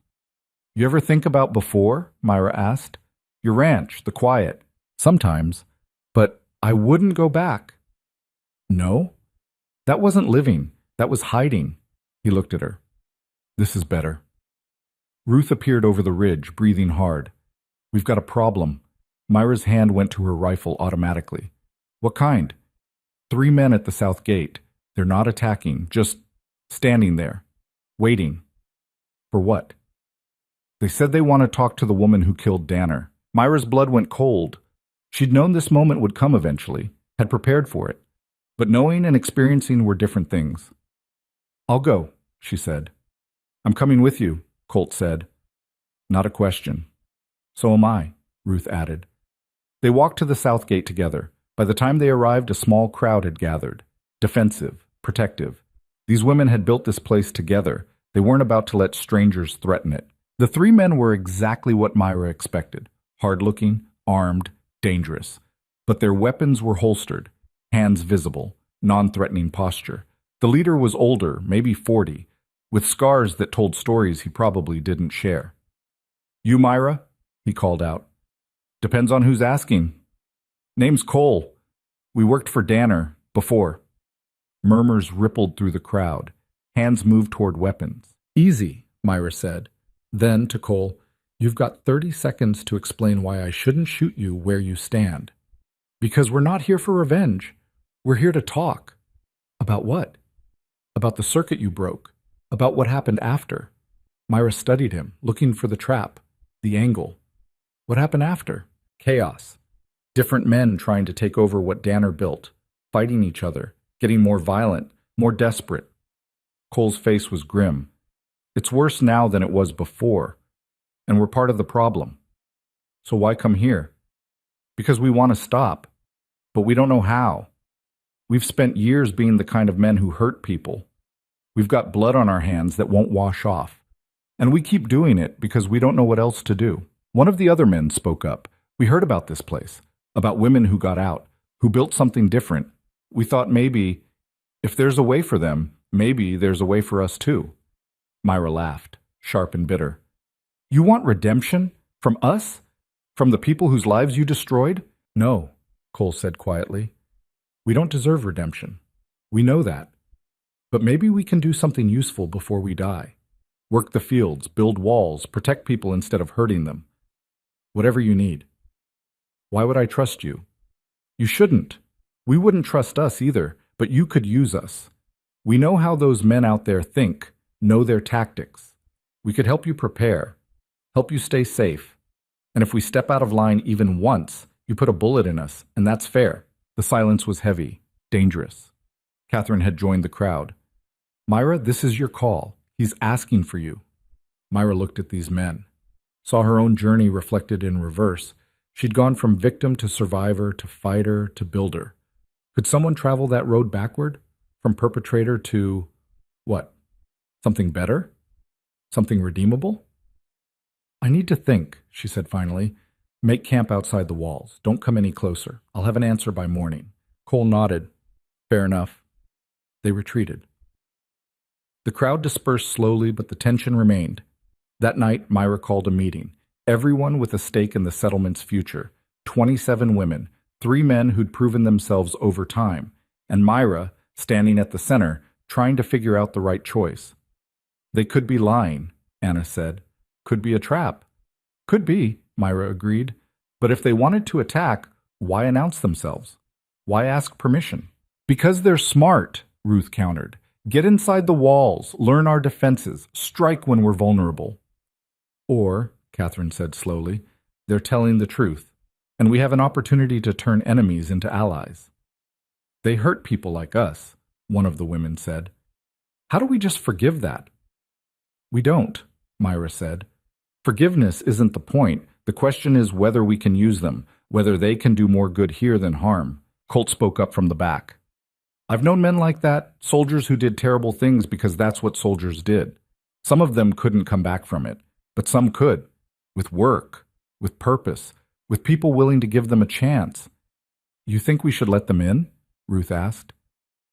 "I think Myra should decide. This is her story more than any of ours." All eyes turned to her, waiting. Myra thought about the girl in the canyon, about Danner, about every man who'd ever hurt her, owned her, treated her like property. She thought about who she'd become, the violence she'd committed, the lives she'd taken. If she could change, could they? "Here's what we do," she said finally. "They work outside the walls for 3 months. Hard labor. Building the outer defenses. They sleep in tents. They don't come inside without escort. They're watched every second. After 3 months, we evaluate. If they've proven themselves, we talk again. If they've caused any problems, they leave. or die. Their choice. That's generous, Catherine said. That's strategic. If they're serious, we get labor and intelligence. If they're not, we've lost nothing and gained information about what we're up against. The vote was close, 16-11 in favor, but it carried.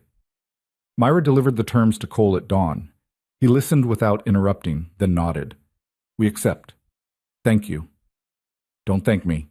Just work. And if you or your men lay one hand on anyone here, I'll kill you myself. Understood. Over the next 3 months, Myra watched them. Everyone did.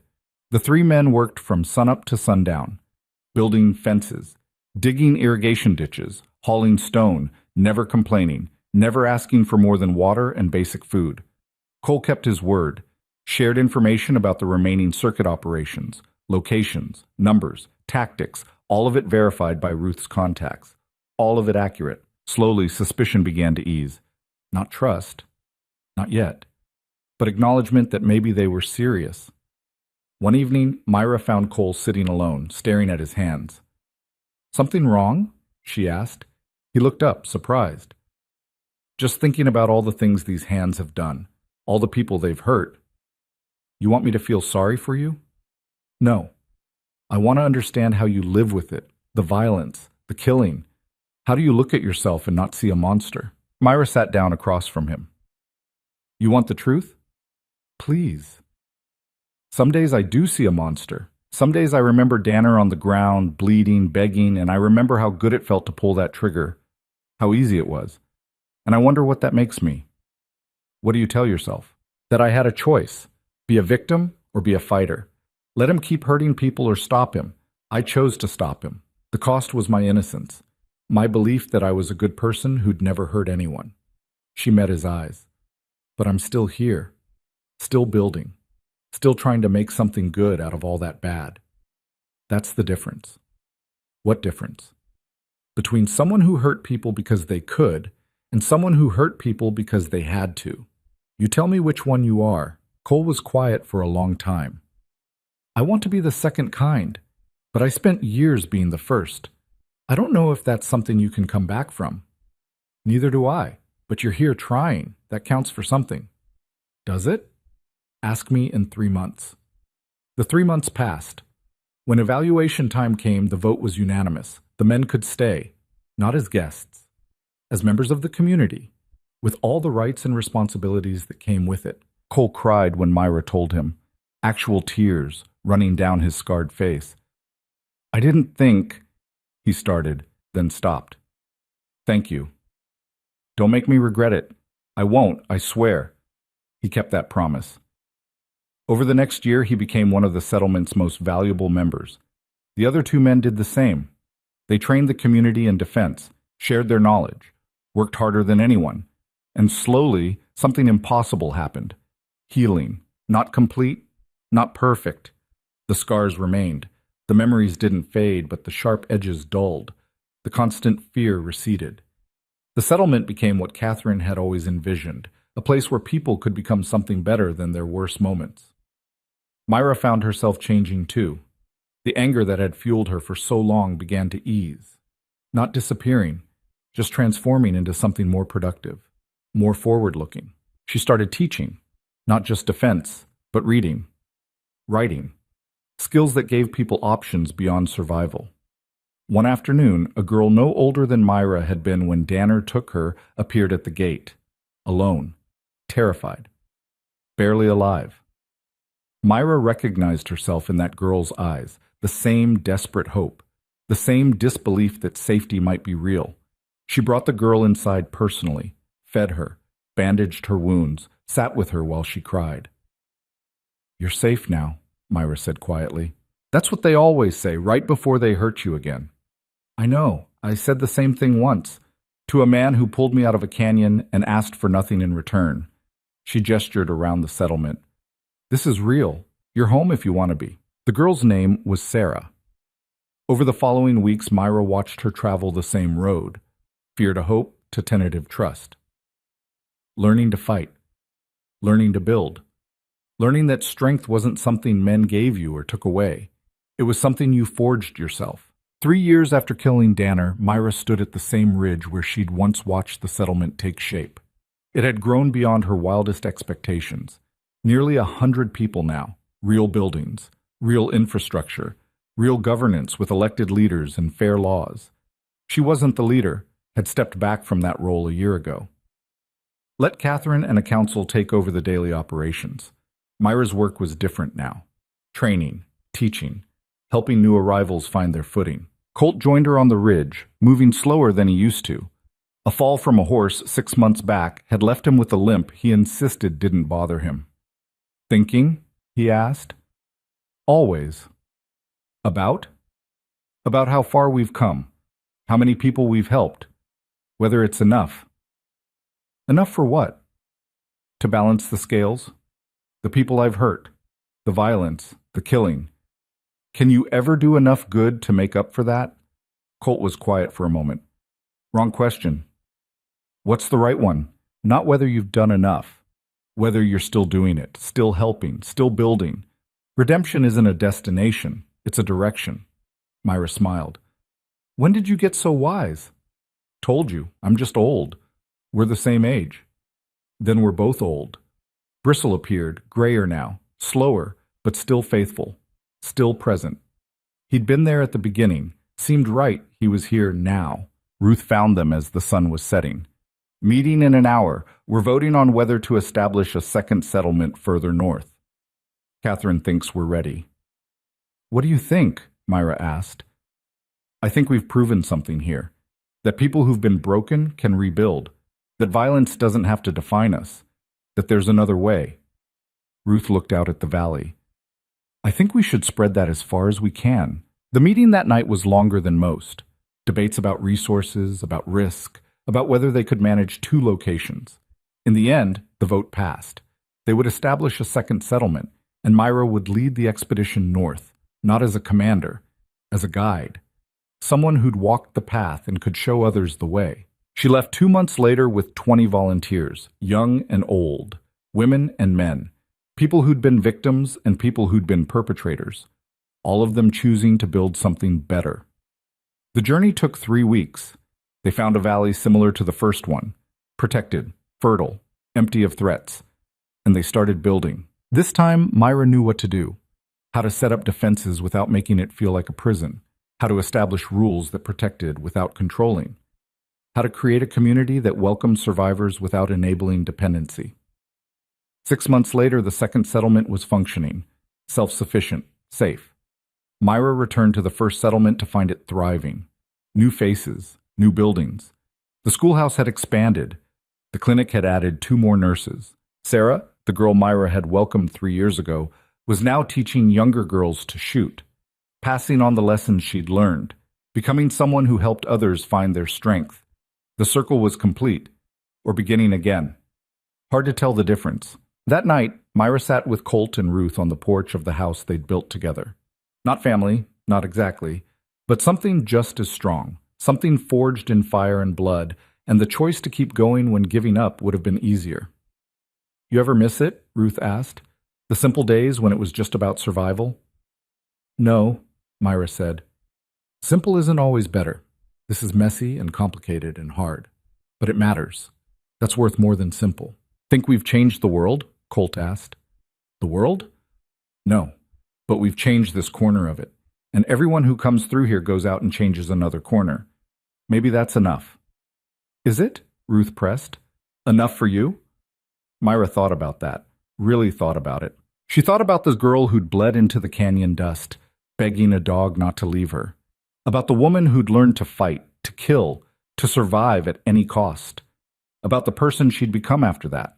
Someone who chose building over destroying, teaching over hoarding, opening doors instead of closing them. Yeah, she said finally, it's enough. Not because the work is finished, it'll never be finished, but because I'm doing it, because we all are. That's all anyone can do. Make their corner of the world a little less brutal. Help the people they can help. Build something that lasts beyond their own life. Bristle laid his head on her lap, and she scratched behind his ears. The dog who'd started everything. Who'd refused to leave her alone in that canyon. Who'd brought Colt running and set this entire chain of events in motion. Good boy, she murmured. Good boy. The years continued to pass. The settlements grew. More were established. Word spread about places where people who'd been broken could rebuild, where violence wasn't the only language, where strength meant lifting others up, not pushing them down. Not everyone who came stayed. Some people were too damaged. Some couldn't let go of their anger. Some just needed a safe place to catch their breath before moving on to whatever came next. That was okay. Myra had learned that you couldn't save everyone, couldn't fix everyone. Sometimes the best you could do was open a door and let people choose whether to walk through it. 5 years after Danner's death, Myra received word that the last of his operation had finally collapsed. The men who'd tried to rebuild it had turned on each other.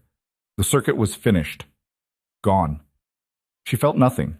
No triumph, no satisfaction, just a quiet acknowledgement that one chapter was truly closed. New threats would emerge. Different men with different methods. The work would never be finished. But the model existed now. The proof that another way was possible. That couldn't be taken back.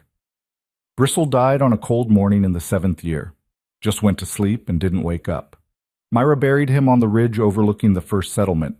Put a marker there made from the stones they'd used to build the walls. Here lies Bristle. He saved a life and changed the world. It was simple. True. Enough. Colt's limp got worse as the years went on. By the 9th year, he needed a cane. By the 10th, he'd mostly retired from physical labor. But his mind was sharp, and he spent his days teaching younger people strategy, tactics, how to think 3 moves ahead. Ruth found her daughter. Took 5 years of searching, but she found her. The reunion was complicated. The girl had been through things, had scars of her own.